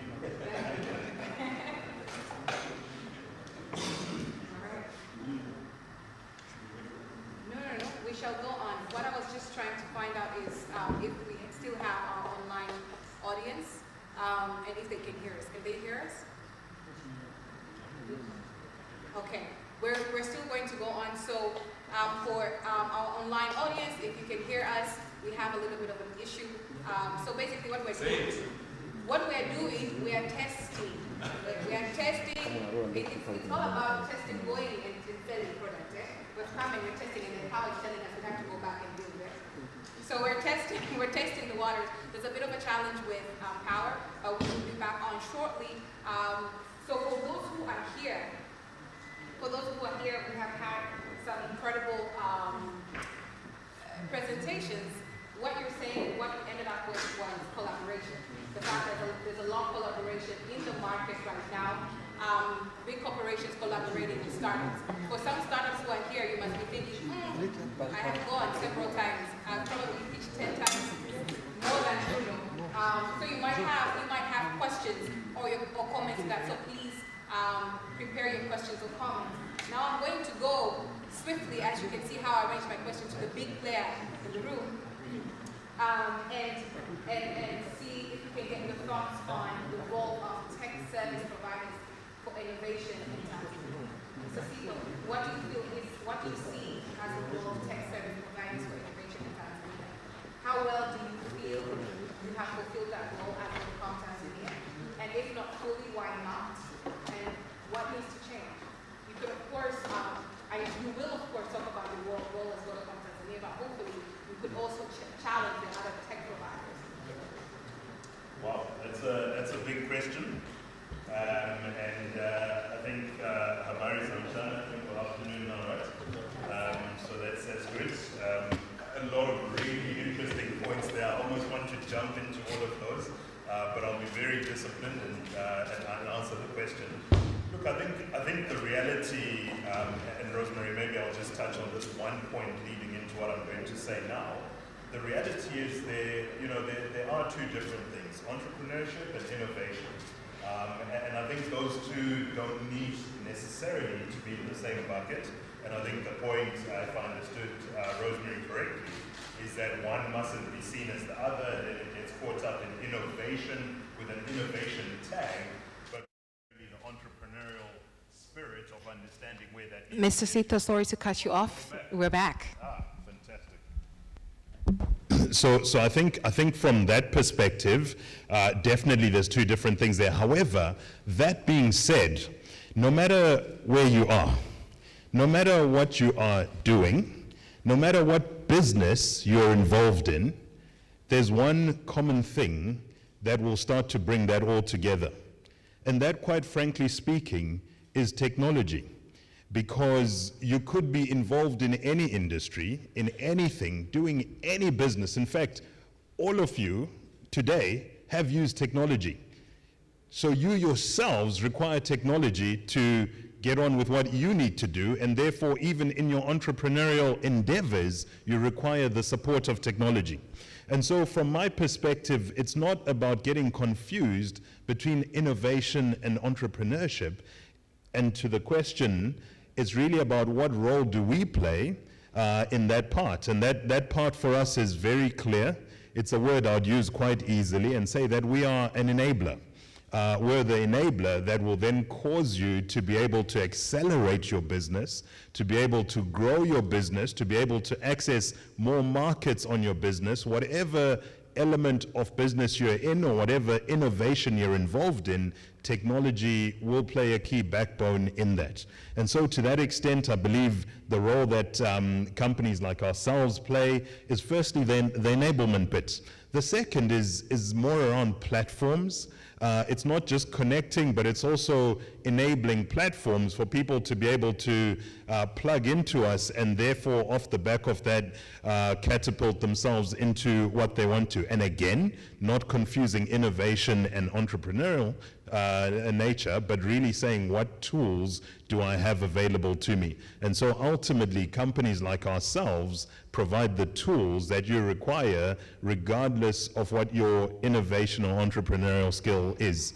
I think in terms of how have we done on that and where are we, I would be, if I said we had arrived, you should all stand up and leave. There's no need for you to stand up and leave because we haven't arrived. And the reason we haven't arrived is because innovation breeds innovation. And so each time we get to somewhere, that is not the summit. There is something beyond that. There is something more that is going to come. And the moment we feel we have arrived, we will start to lose the game. And so I believe, quite frankly, we have done well. We have started to increase and continue to increase the first bit of what I said, which is our connectivity. We sit personally from a Vodacom perspective at over 65% population coverage of people who have access to broadband internet. Okay, that's significant because that's the kind of thing that enables the businesses to go. In terms of what we've done multiple things around how we ourselves and the points that were raised, and some of you know our digital director Nguvu and all he's done on the digital accelerator and enabling people to come through, and you're absolutely right, it's about what happens after that. How do we empower you as you come through that to be able to connect to the markets, to be able to use us as an anchor in that, etc. And so there's a lot of investment. You know, we have programs like Code Like a Girl, where over 1,000 girls have been trained in coding skills from across the country. We have ICT labs that we roll out in schools, targeting 1,500 over the next 18 months or so. All these things enable, from the grassroots coming up through to entrepreneurial people, how to connect and use that to springboard your business. So I think we've done well with respect, but I do think there's a long way to go, and I think we haven't arrived. And of course, it's great to see that other players have also started to, dare I say, albeit slowly, start to come on and start to follow some of what we've been involved in. Asante. And VODACOM Tanzania has done an incredible job at being an enabler. Well, we can all testify that there are a lot of programs that we do see, and there is always hope when you see things like that happening. And it's great that a space like, even a platform like Innovation Week itself, Vodacom was a front runner in the very beginning as one of the partners, private sector partners. And right now we're seeing a lot more partners come on. Hopefully, I said on Tuesday, we'll get to a point that we will have this banner full of private sector partners. But a hand of applause again for Vodacom Tanzania for being a trailblazer in that aspect. So my next question is going to come directly to you, Dr. Tibazarwa. Tech is an enabler. Tech is an enabler. I challenge you to say it fast very many times. Tech is an enabler. Tech is an enabler. We've talked about mindset. We've talked about collaboration. We've talked about the need to look at upskilling across the board, not just at the startups. All this in trying to figure out how can we build successful innovations in the country, right? Now the question is there truly a way to predict what a successful innovation is? Yeah, another complex question. Prediction is it, they say a thumbsuck in a way. There are processes, there are tools to predict, but I think something that I would say is very, very key is what Rosemary brought out. It is the entrepreneur, it is the startup, it is the idea, and how that fits a need in whatever market it is. And I'm going to say this from now a regional perspective and point you out to a gentleman who's sitting, I think right in front of me almost, Grant, from Namibia. The Southern African Innovation Support Program is regional. It had 5 lead countries, Tanzania being one of them, Namibia being the host, Botswana, South Africa, and Zambia were other partners, funded by Finland. And we're working with the SADC Secretariat really to make sure that our innovations in these 5 countries scale. Because as you have the NALAs and you have all these other great ideas, they might not work for the market you're in. So when you say, what is success?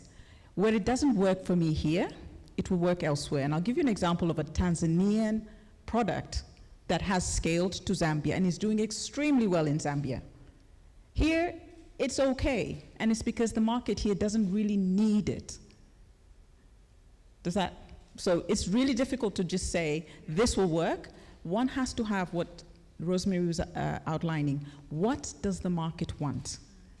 Are you filling a gap? Are you answering a question that will then be scaled? And you're answering a question that, and this is where digital comes in, the answer might not necessarily be just for Tanzania.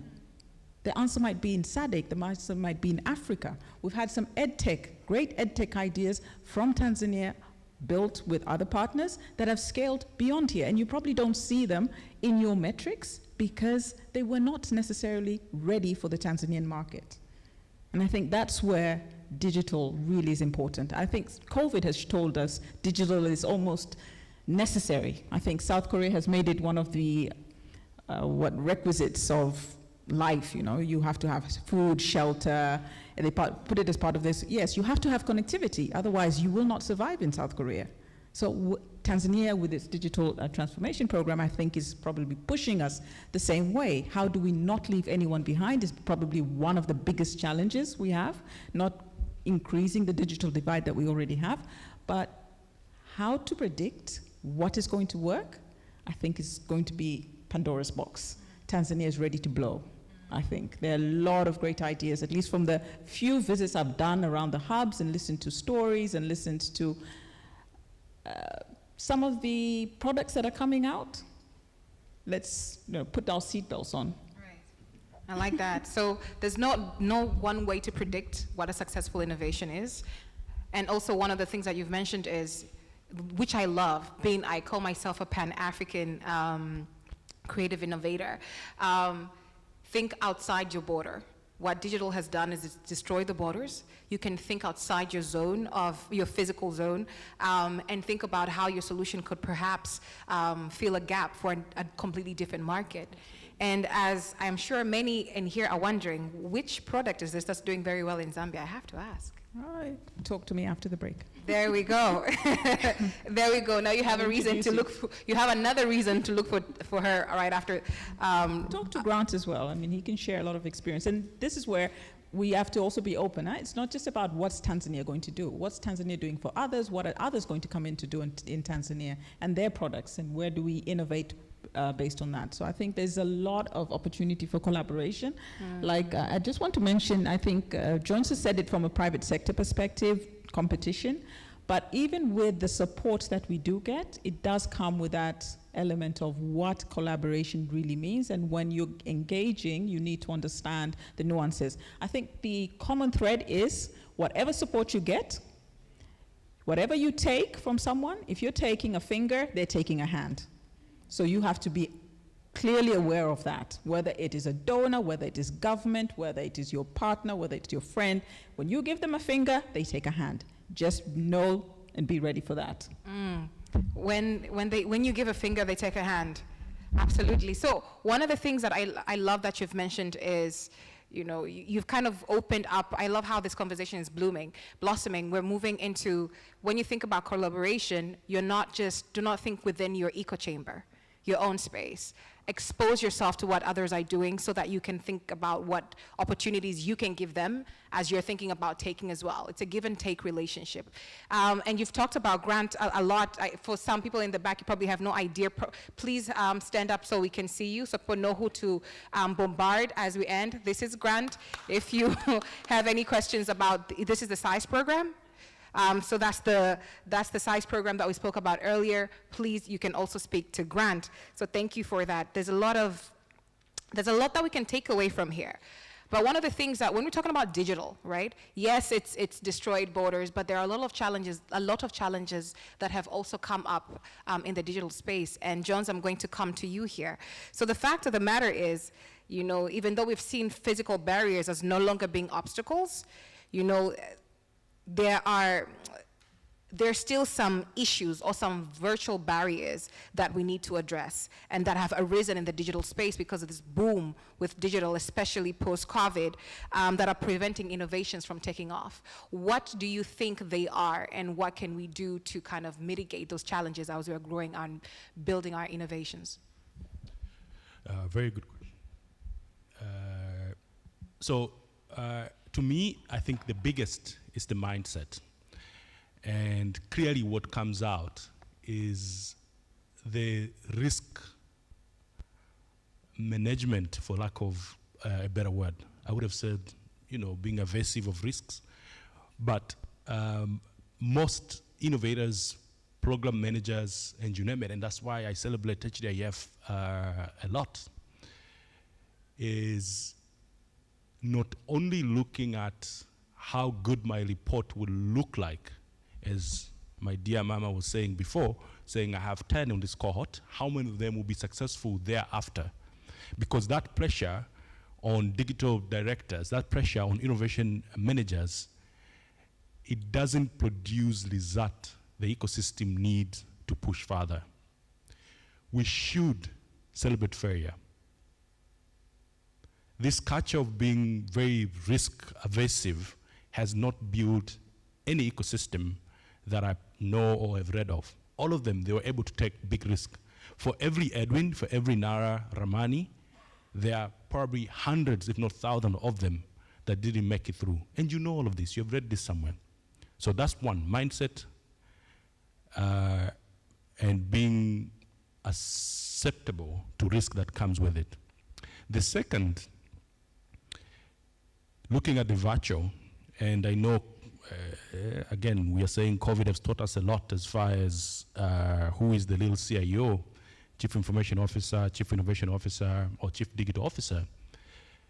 But it's also exposed how much the operators will claim and say, I've reached this much in a country. The cables will say, we have this much capacity. The handset sellers will say, we have distributed this much capacity. The TCRA will give us numbers. This is how many smartphones that we have. But we are exposed. So barrier to entry is a big one. Access limitation, once you pass the barrier to entry, is a big one. You are lucky to have access to that device that will enable you to be connected.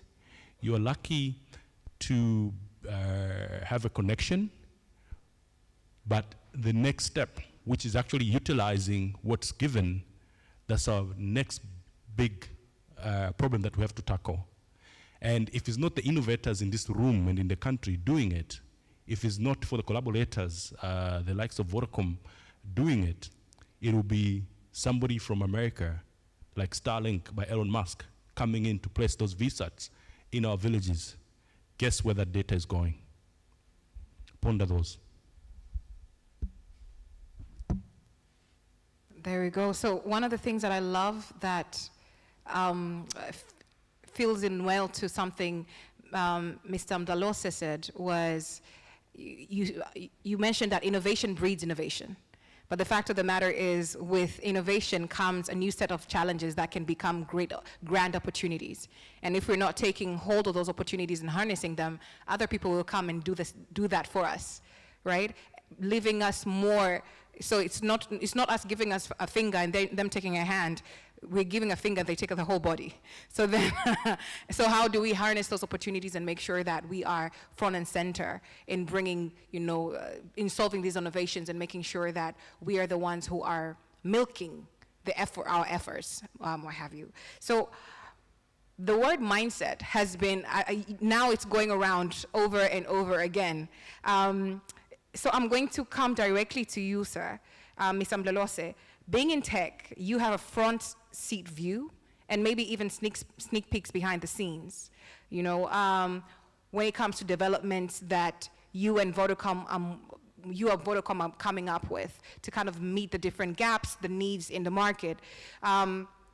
What are you most excited about what you're coming up with? And you know, what are the possible ramifications of these innovations for the entire ecosystem? Wow.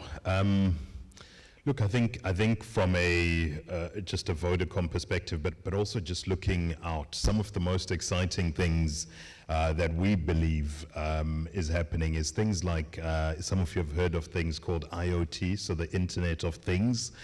We think that's really exciting. And essentially the reason that's exciting is you start to connect more things to the internet.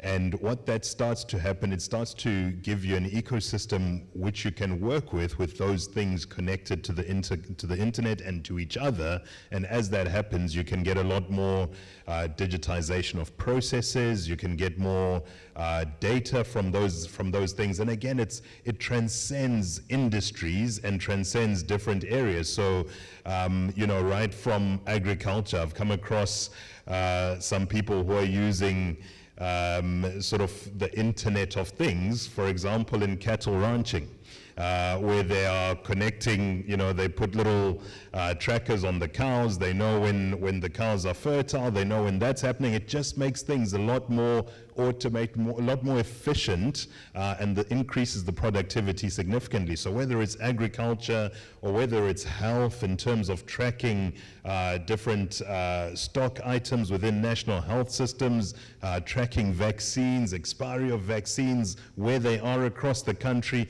all these things you can start to do as you start to connect all the different things to the internet, and that's also just on the commercial scale. I'm not even talking things like the home scale of like connected homes and what you can have at home. You know, a lot of people are in that space. It can feel like it's so out there, but the reality is it's here. People can control some of their homes, their apps from their phone. I can switch off lights. I can remember. So all these things start to have an impact, and for us that's hugely exciting because you start to talk into things like planet and climate change and everything you can achieve from these different things. So I think IoT, I'd say, is super exciting for us. I think there's a lot on.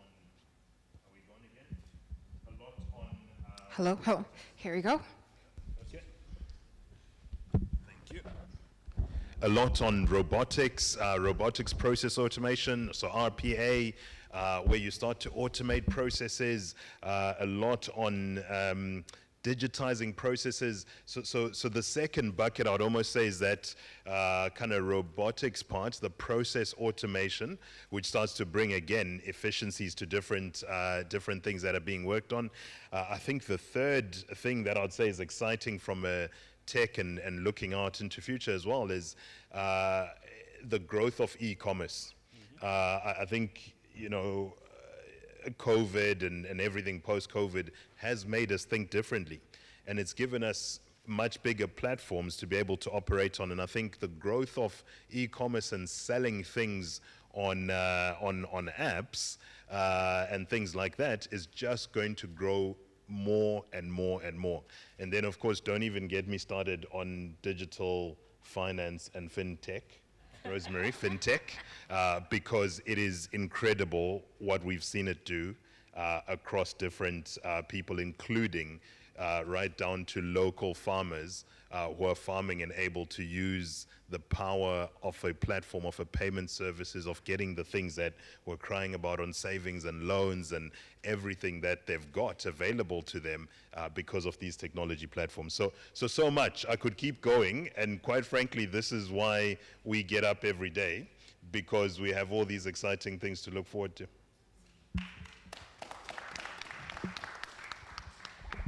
Hello. Yes. So why we get up every day?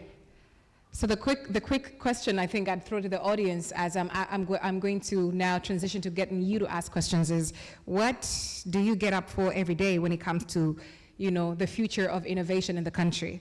Internet of Things. I was talking to somebody and I mentioned Internet of Things and they're like, oh yeah, so the things on the internet, oh, it's just the internet, but the Internet of Things is a nice phrase. But I love how you expounded on what it is and the kind of opportunities that can come from it.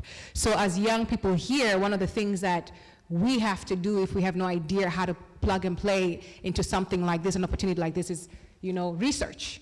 Find out more information. How can you get ahead of the wave when it comes to robotics? How can we do that? And whenever we're thinking about robotics, we think, oh, so I have to be an engineer myself, but not necessarily, because when I look at your CV, sir, you're not. But you're taking, you're leveraging your knowledge and making sure that this is something you harness.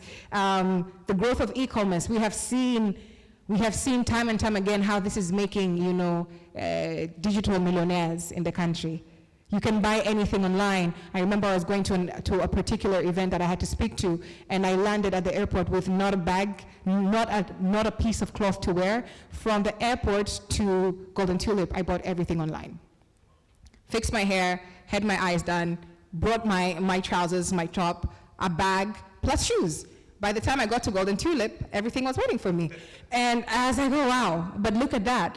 And they didn't have to look for me. So in terms of sales, they just had to make sure they had a really great space online, and I went looking for the service. So it's really also about how do you position yourself for people to find you. And the digital space is giving us so much opportunity to do that. Madam Wakitange, I'm going to come to you as I ask the audience to start thinking up questions. I want to come to you right now. I'd love to take a round of questions, of 3 questions from the audience as you answer my next question.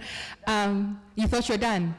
Oh, no. You opened up a conversation with your hearty contribution. You really challenged us and really opened up a conversation, so I'm definitely coming back to you. So, jamani, maswali na majibu tutayapata. Can I ask that those with questions put your hands up? So we have a gentleman right here, a lady.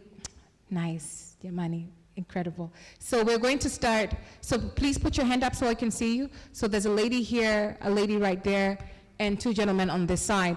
We're going to take the 3 questions. You're going to stand up.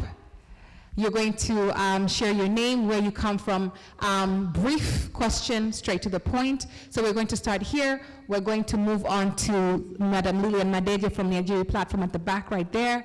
And then we're going to come on to the gentleman at the back with the pink shirt and this gentleman right here. But I think you already asked a question to Mr. Johns. All right, now would you allow me to get those who have not asked a question to ask first? Then if we have time, I'll come to you. Is that okay? All right, so we're going to go to the gentleman in the back and then the lady right here. Let's go. So we'll take all 4 questions back to back. Is that okay? All right, perfect. Okay, thank you very much. My name is Shamim Wasinyanda. I'm an environmental activist, and I believe I'm in the right platform right now. And when you talk about innovation and sustainability or sustainable development, we look at so many different things that integrate through the whole concept. And one of my questions is that right now we are also talking about the circular economy. That is something that is also there. So what are we doing, or do we have a platform that is there to make sure that we engage all these startups to get to access the circular economy that we are all discussing about? And then another thing is competition and exposure. When we look at Tanzania, we are very much well exposed, yes, but we are not well exposed to the outside market. For example, recently, I think in the last 23 hours, we had one of the most famous celebrities who launched her Fetty Skin and beauty cosmetics, wherever, that will be selling in Zambia, Kenya, Zimbabwe.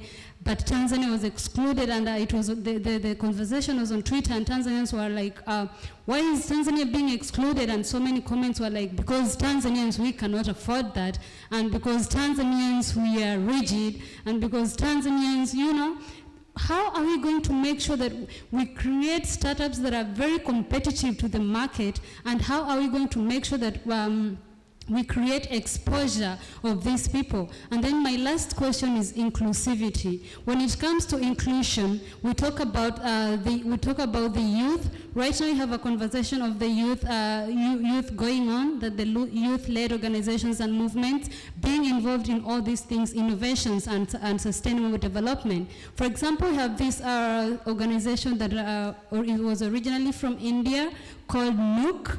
Nook is a hub that brings the youth together to, despite the fact that you don't have access to education or something, you share your knowledge, you share your ideas, and then those partners who are able to give out fundings, they're able to fund you from your own idea that you're very passionate about. Because I believe in Tanzania, or as Tanzania innovators, we are just innovating things and just doing it, and then after 3 months, we are not there, we are not around. So how are we going to make sure that we come up with innovations that we are passionate about and that they can get market and exposure for our people? Thank you very much. All right, you snuck 3 questions in there. So I'm going to ask the panel to answer your questions first, and then we'll move on to the next speaker. So there's a question on the circular economy, a question on how we can get more exposed to the outside market. But then I think there was also a question about how we can make our market seem lucrative for other companies that want to bring their products in. And then there's a question about how can we make sure our innovations are sustainable. So anybody can take us. For the interest of time, I'll fill in the void. It's actually great to see you here. It's only now that you start speaking, I recognize who you are.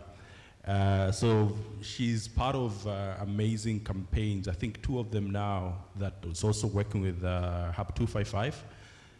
First it was Kijani Pamoja, and they did an amazing job planting trees all over Mount Kilimanjaro. If you come to Hub 255, you would see the kangas and the amazing job that they did. And now you were just working on, what's it called? Exactly. And it's amazing what they're doing. So that already, I was hoping that you would speak on behalf of Sarah and your team on sustainability part, because some of this partnership, some of these collaboration, and I think the collaboration and cooperation part is also being used interchangeably. When we might not be able to collaborate with Kijani Pamoja, we might not be able to collaborate, sorry Sito, with Tigo Green Challenge directly, but we can mobilize. We could enable some sort of crowdfunding, trees tracking. They could work with our innovators to be able to mark and trace where these trees are growing and are they actually growing. If somebody contribute and donate, are they able to see this? And we've piloted this stuff, and 2 programs that you are also involved, they're running there. So the collaboration is on what, but then there's a cooperation on how. I don't know if it makes sense. I think all of us, for the English, you guys, you probably know, but maybe if we go on Google and look at the difference between collaboration and cooperation, we probably come across almost the similar definitions. So the latter, the cooperation, doesn't have to wait, and it's happening now, and you're witness that for the last 3 years, we've been able to execute some programs, not only with organizations that you're working with, but also the corporates, the likes of Tigo, pushing forward what they already started. So that's on sustainability. I'm sure others will take on the other.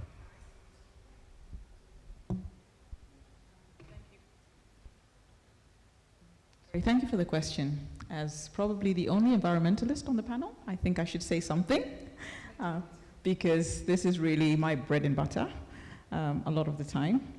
So about the circular economy, blue economy, green economy, these are the current angles that everybody's talking about.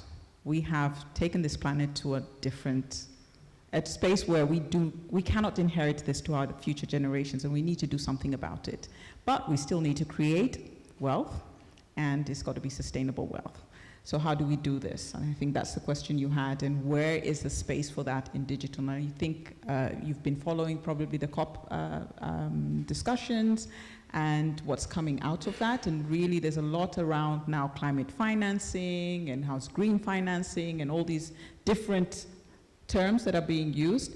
But where's the space for startups in this whole thing? And I'll just share with you one initiative that I'm working with, and it's a forum for the bioeconomy, which is a sustainable circular economy, where you look at bio-based businesses and see how these will reduce the carbon footprint. So what you're coming out from the forestry sector, what are you doing with the products, the waste products that are coming out, and turning these into businesses. One of the support programs or projects that we supported under the SICE program in Tanzania, fortunately, and in Iringa, is looking at how do you create startups within the forestry sector? Probably not your traditional tech. I don't like the word traditional, but maybe not the tech that you really understand, but how do you introduce technology to make this startup work effectively? And basically it was a very simple thing. The technology is expensive, but the process is simple. That now I can sit in my office in Dar es Salaam and I can monitor my forest plot in Iringa, because I have enabled somebody to just walk around with a handheld device that will capture all the data that I need and put it into some sort of a cloud-based data bank. So then you come back to the Internet of Things that was being talked about, and allow me to be a forest entrepreneur without actually being in the field and wearing the long boots and going through all the sawing and everything. So that's a conversation that even here in Tanzania is already starting to happen. Now what I do at the most part is really how do we as Tanzania, and I'll give you an example of now a big project, which is our standard gauge project. How do you make that really sustainable? How do you create businesses along this massive opportunity that is coming to our country? And what is the digital influence of that? But while you're doing that, you have to think about the lives of the people, the vulnerable, the marginalized groups, and how do you create these inclusive businesses, really at the base of the pyramid businesses? How do you include technology to enable growth and inspire businesses to come out of that, whilst maintaining, because Tanzania is this mega biodiverse country, how do we maintain still our responsibility to the larger globe?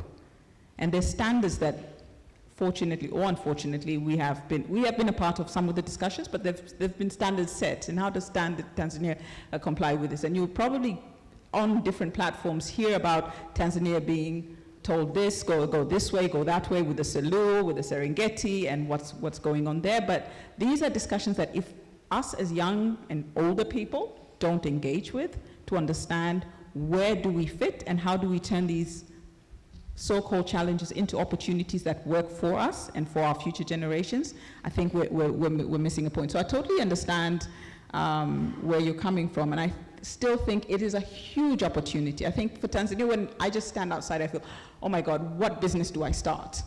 Basically, that's the sort of shake I get. What can you do here? And what can't you do, basically? And it's like, how do you prioritize what you need? And I remember a conversation that was had when we had the technology partnership meeting here, big heads of states coming in, and there was a big discussion around technology, and we started the Big Results Now program. And one of the messages the Malaysian Prime Minister at the time said to Mheshimiwa Kikwete was, your problem is you have too many options. You really have too many options. You need to score them down to maximum 3. You have a hand with 5 fingers, or 4 fingers and a thumb. Can you just point out 3? And that was the initial focus for our Big Results program. What did we end up with? I'm not going to answer that question. But really, that just speaks to, I think as Tanzania, we just have a lot. How do we harness it, I think, is where we need to focus our energies. Maybe I can say something about the markets.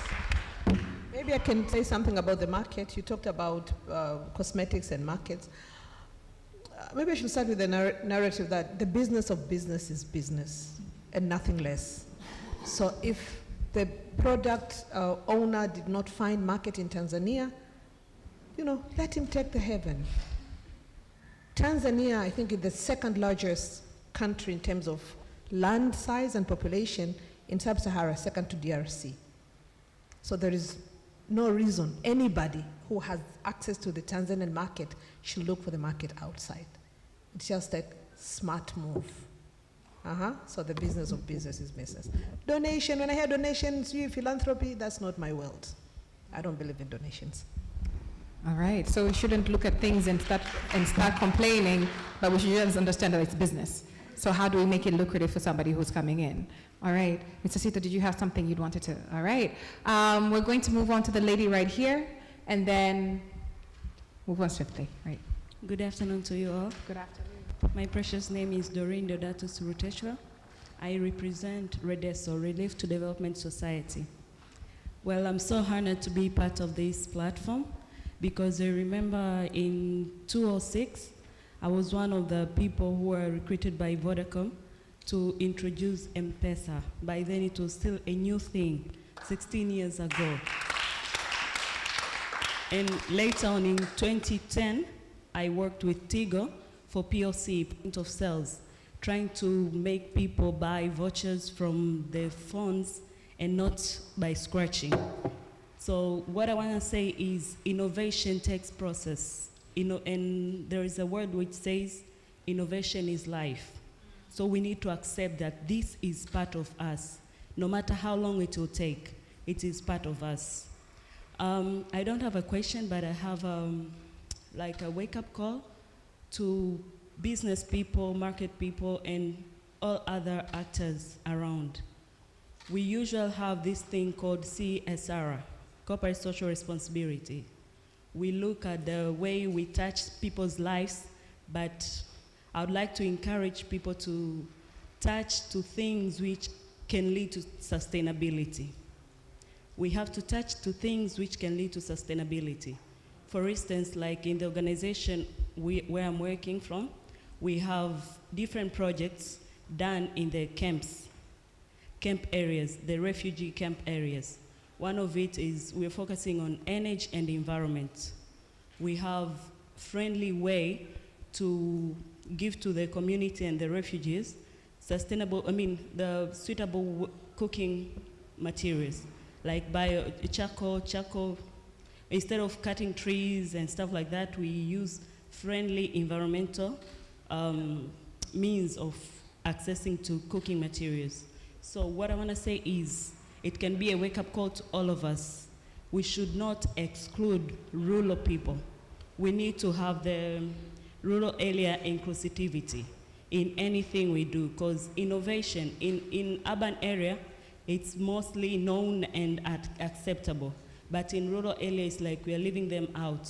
And if you look at the population of Tanzania, big parts are living in rural areas. So we should give a hand to them, be part of them, and make sure that as we move forward, we shouldn't leave anybody behind, especially people living in rural areas. Thank you very much.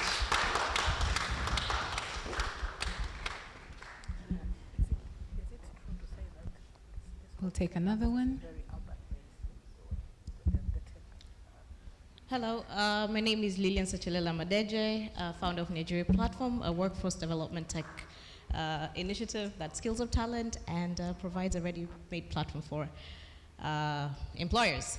So I'm going to take us down a very swift journey, and my question is actually going to be directed to Rosemary. So we know the discussion is the past, the present, and the future. So with regards to the past, I'm actually having like deja vu moments right now, because I remember Bits and Bytes 2016, 2 young girls trying to run around and talk about, we want to bring about an innovation and tech forum in Tanzania. And we knocked in many doors.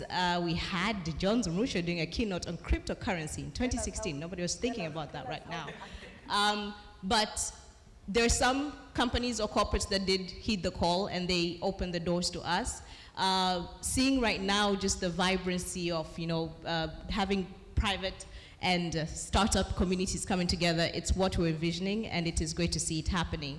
The present, talking about just bringing together all of these different stakeholders in one area. I am proud to be part of the founding board members for Tanzania Startup Association, because it is with that vision that you not necessarily can go at it alone, but rather together. And the future. So I'm a passionate advocate of skills.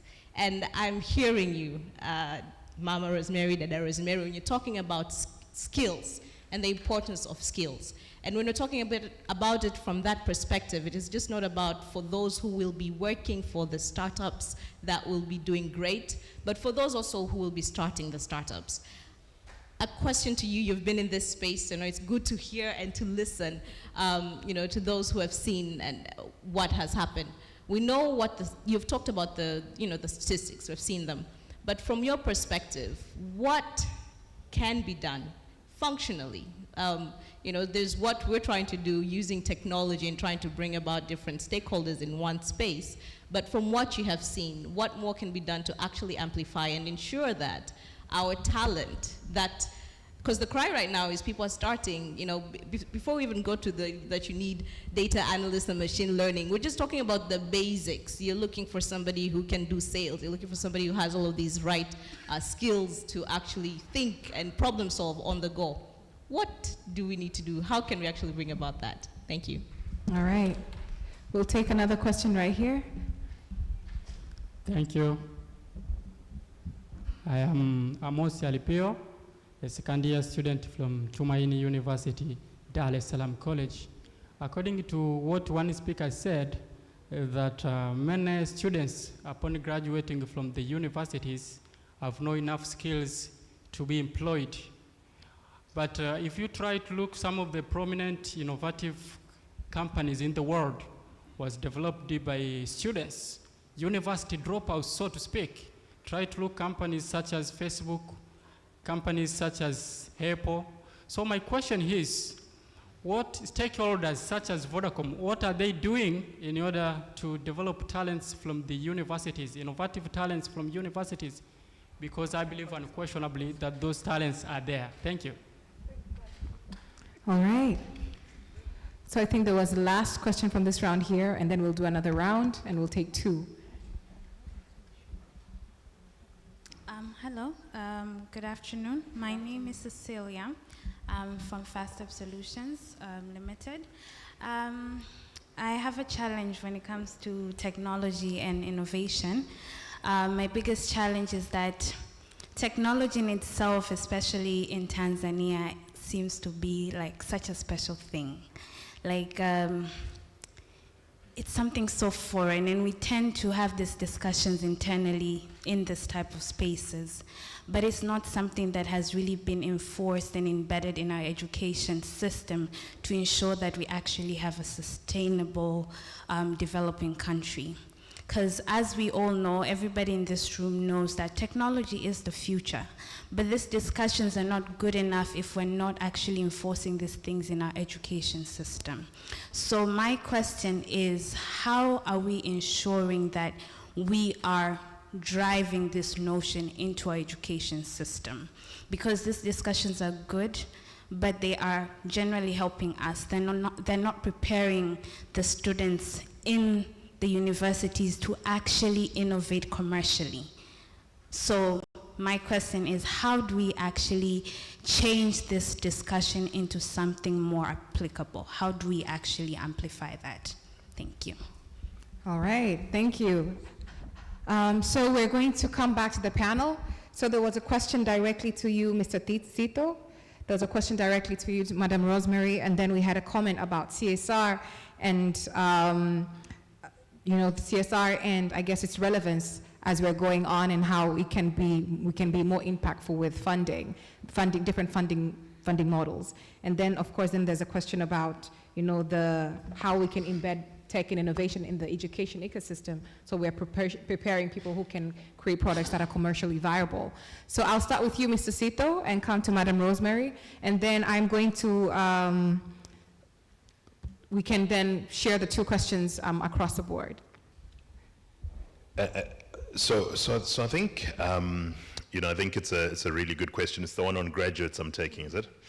And I think this is why you need big, strong, growing economies, because no one organization will create on its own enough, whether it's employment or opportunities in that regard. That being said, I think intentionality is important. We, from a VODACOM perspective, are really intentional about that. I think we make an effort to take at least close to about 20 graduates a year. Now, that might sound like a small number, but ultimately, you also want to be able to do the right level of job in training and building up those skills, and also giving an opportunity to feed into the organization. So it's based on attrition rates, etc. So I think there's elements like that of what we can be involved in, and that we can encourage not just us directly, but also all of our partners, suppliers, and all the people we work with across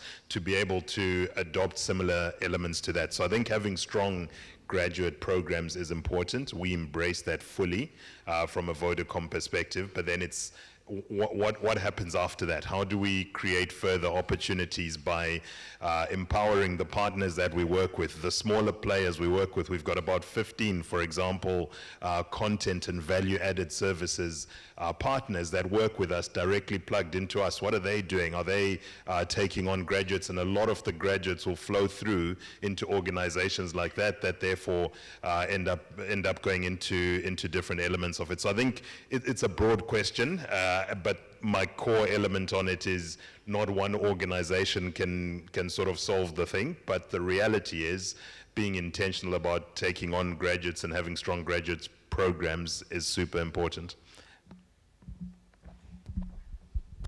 Thank you. Asante. Asante. I'll come to you. Lakini if you allow me, I'll just one word on the graduate. Kaka graduate. First of all, it's not me who said that you're not employed. It's the data out of study ya Olomi, mwalimu wa chuo kikuu. Secondly, kwa sisi wote wa Tanzania, it's not in the interest, capacity or mandate ya mwajiri kukufundisha kazi. It's the school mliosoma, mnafundishwa vitu ambavyo havitakiwi na mwajiri. Kwa hiyo sio kazi ya mwajiri, unaenda tena kwa ajili ya kufundisha kazi. Naongea kama Mtanzania kwa sababu it's very important. Nije kwenye swali letu. Sorry, I changed to French. To hide things from you. Hope you did not hear. Yeah, kuhusu swali, asante sana, nashukuru nili-attend startup meeting, it was really nice. Some few tips. Kwanza, first of all, every child is a learner. Every individual can learn. Secondly, you as an employer, now even here the VODACOM and everybody, I think key, I should mention that I think in my opinion, let's learn from the candidate, particularly in terms of skills and their area of interest. Don't teach them because it's not lasting. By allowing them mentorship programs, exposure to the industry. Ndio maana nikasema the best teacher wako ni sokoni. Kama unataka kuuza samaki, nenda feri, peleka samaki wako, utajifunza. Kwa hiyo tukisikiliza, let's listen to them, let's observe how they do, or mold accordingly kutokana na kile wanachokifanya. Kwa sababu sio kila mtu atakuwa na kila skill. And I'll give an example. One of my incubatees, a company of two brothers, they're doing food processing. They're adopting what they call atmospheric modified technology to prolong shelf life of fruits and vegetables from day to up to 3 weeks. Imagine if you're able to keep your mchicha for 3 weeks. And why are they doing that? Tumesema ni social need. Wanasema we want to contribute to impact on smallholding farmers. We want to contribute to mitigating post-harvest loss of fruits and vegetables in Tanzania, which stands at 54% on 60. Imagine 60% ya unachouzalisha unatupa kila mwaka. If somebody is coming with a solution, excuse me, unfortunately it's analog. We might need digital here. If somebody is coming with a solution ya kumfanya mama anaweka mboga kichwani, badala ikifika saa 7 anatupa ama anakula mwenyewe, akaamka nayo kesho, watakuwa wamesave maisha kiasi gani? And out of these brothers, one of them in the incubation process, one of them is very negative. For anything that the other one who's younger is suggesting, his first thing is no. Is no. So at some point during, and I noticed very early, and the other one is a risk taker, is a big talk, whatever. Actually, I invited them to come here, and they say to me, we are not NGO people. We'll be in the market looking for customers. So that attitude is the younger. The elder one, no. So over time, I learned to make that no person. Every time I say something or the other one say, and he says no, I go back and say Ngolof. Over time, he learned. Nowadays, he's keeping quiet, but not putting out the negative energy. So mentorship, industrial engagement, university should not keep you there like they're incubating you. Let them send you to the marketplace to allow you generate and unlock your own potential and decide what you want to do. So I think that's the best thing. But again, get them exposed to people who have done it, who know how to do it. Don't send them to amateurs.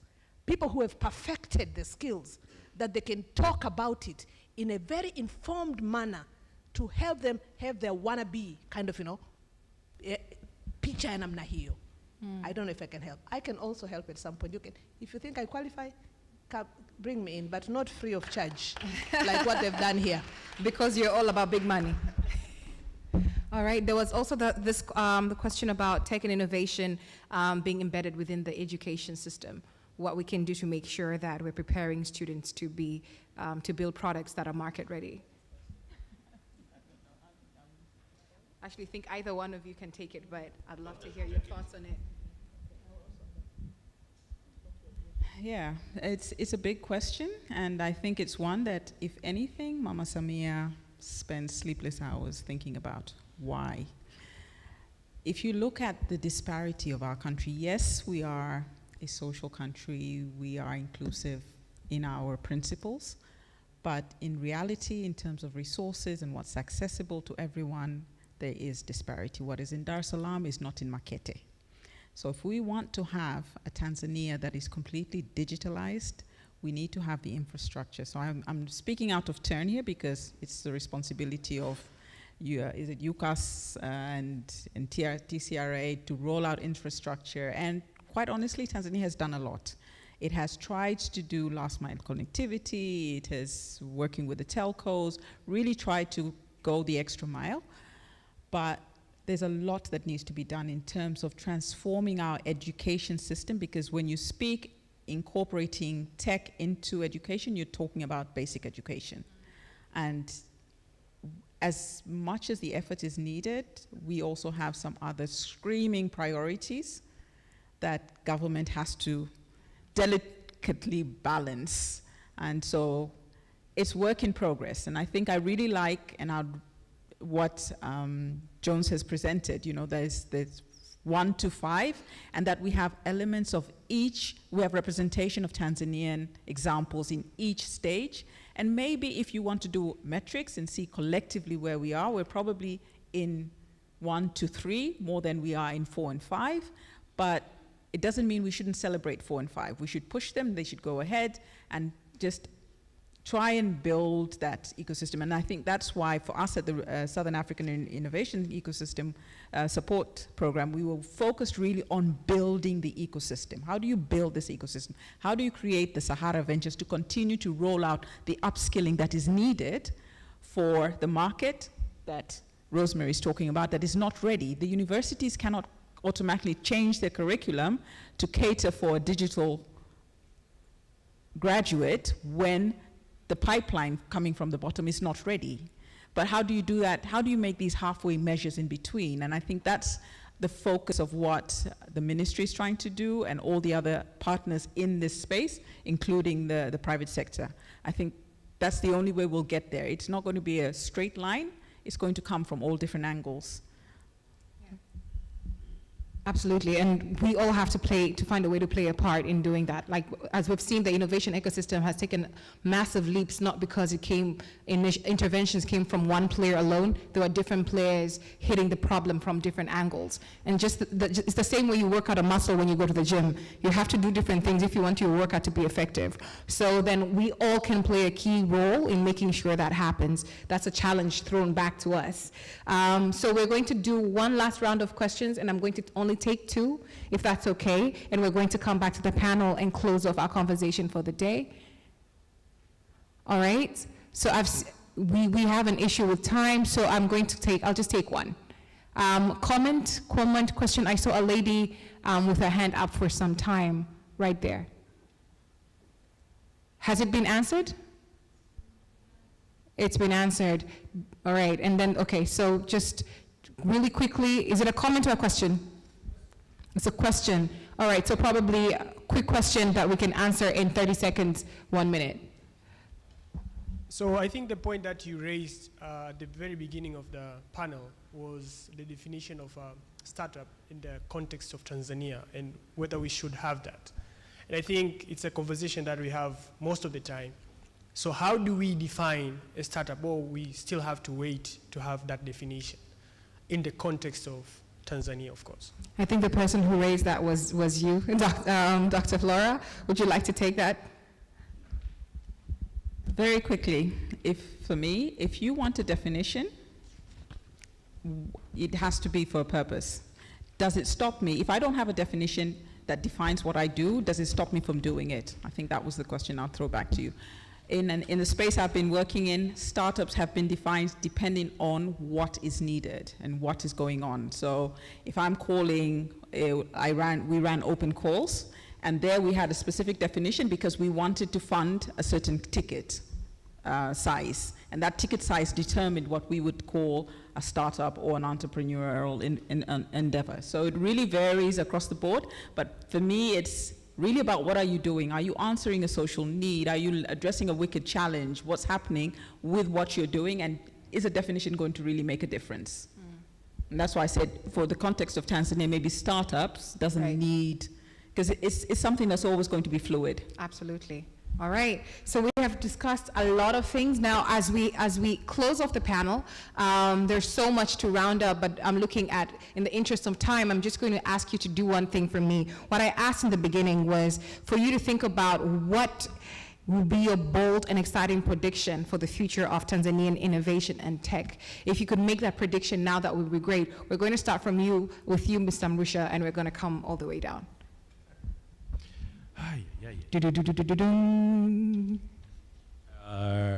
Okay, we are on. Kupiga ramli siwezi, but I can tell you, yeah, nafungua kanisa, Prophet Mrusha. Look, I've been wrong at so many occasions, and I'm going to make it short. Lillian was just telling you, Bits and Bytes 2016, right here. BTC was around 160, and I sold. Is that a person you want to ask to predict the future? No. No, she has it on video. Ask it to share with you. What I can tell you is what I'm excited most about, and I was hoping I'm going to grill some of the members of the panel. Tusito, when is 5G coming to Tanzania? That we need. Madam Rosemary, when are we at Kidimbwi? Doctor, we need you back. When are you going to come back and work with us on the ecosystem? As you come give your final remarks, please answer those as well. And you're all welcome to Kidimbwi. Thank you very much. There we go. I'll make mine super quick. I think what's the prediction I see? I actually see a digitized government of Tanzania and the public sector in general, and I think it's going to be hugely transformative. When is 5G coming?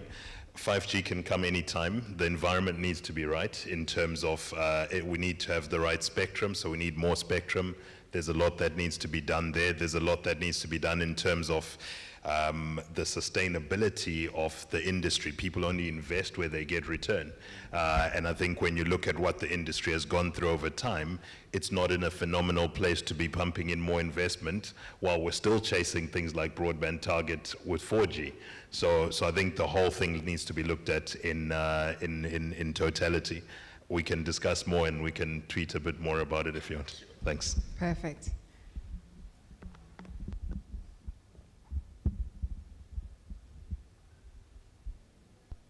Asante, to me, this is what do they say? The angel that we cannot avoid. It's the way, but how smoothly will we be able to ride as Tanzanians, depending solely on the private sector and Vodacom and others' deliberate intention to engage with the government to regulate cost of transaction?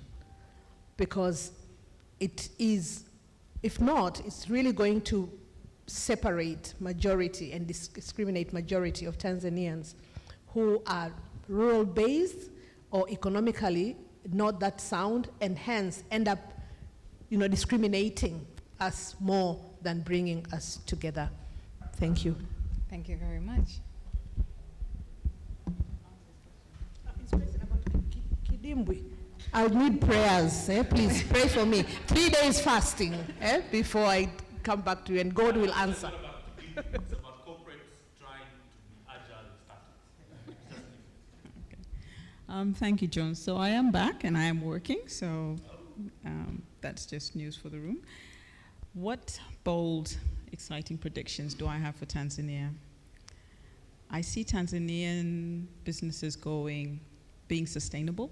I see them being responsive to environmental and social challenges, because we have a lot of opportunity there.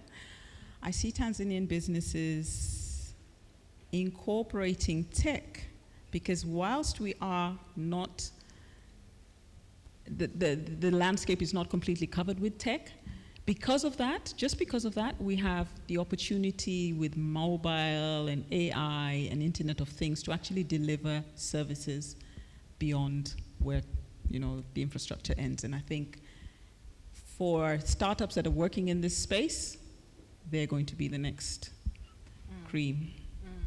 Absolutely. So thank you very much. A hand of applause to our incredible panel. I am going to ask that we all stand up for a group photo. Sasa hapa itabidi to mix up kidogo. We need to mix up a little bit. Yes, so I'm going to ask for one lady to move on to the other side.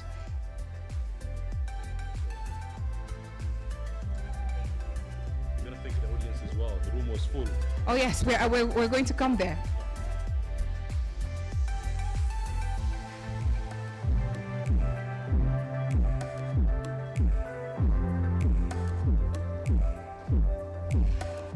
Ladies and gentlemen, a round of applause to you too. Thank you for engaging. Thank you for being present. It was a full room.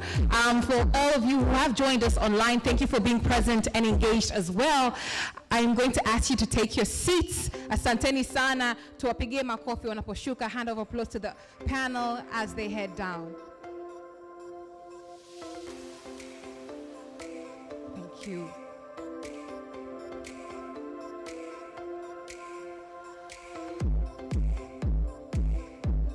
Ladies and gentlemen, what is your bold prediction when it comes to technology and innovation in Tanzania? What is your bold prediction? I'm going to ask you to make that prediction online. So whatever social media platform you're using, I am going to ask you to make your bold prediction when it comes to what you predict for innovation and technology in Tanzania. Write it online, tweet it, share it on Instagram, whatever social media page, tag hashtag IWTZ 2022 Innovation Week Tanzania 2022. All right, to close us off for today, what was an insightful and incredible conversation talking about the past, present, but also dreaming for the future. I am going to invite none other than Mr. Joseph Manirakiza, who is the program manager for the Funguo Innovation Program. Mr. Manirakiza, karibu sana, makofi kwake tafadhali.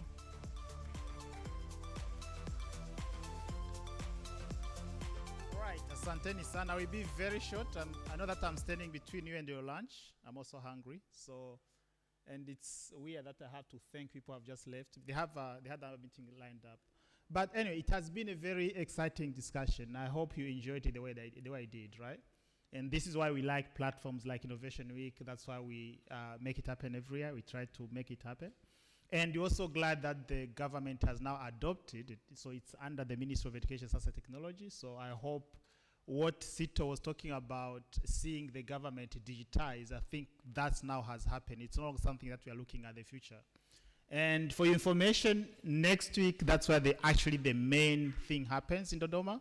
And on Tuesday, we have a session on public sector innovation for an improved service delivery. That's like whole government being there. And I'm really looking forward to that because that's where we want to get. So let me just take this opportunity to thank everyone for showing up. Vodacom people say the future is exciting, and indeed it is. And they have shown us where we came from. So we're not starting from the scratch. There has been things happening, and the future looks bright. And what's very important is that we have to know where we are heading, because they say that if you don't know where you're going, any road is going to take you there. So we have to be ready, the enablers, the government, the private sector, we have to be ready to take that direction that we want to take. So let me finish by thanking our partners. Fungu has been working with the government, COSTECH, for making this happen. And the lineup of all these sponsors, Vodacom has been the lead for the past 4 years. So we thank everyone. And yeah, thank you for coming. Enjoy your lunch.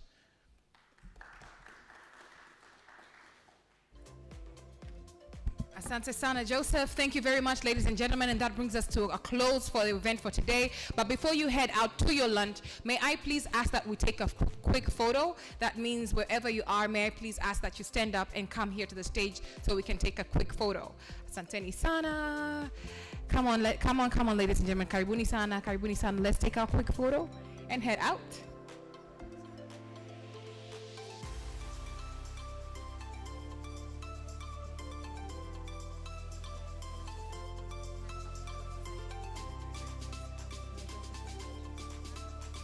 All right, we're going to come on stage and look this way so that the camera crew can take photos of us and get the banner as well. Karibuni sana, karibuni sana. Right after we take these photos, jamani tupige mapozi kibabe kidogo. Right after we take these photos, we are going to take a selfie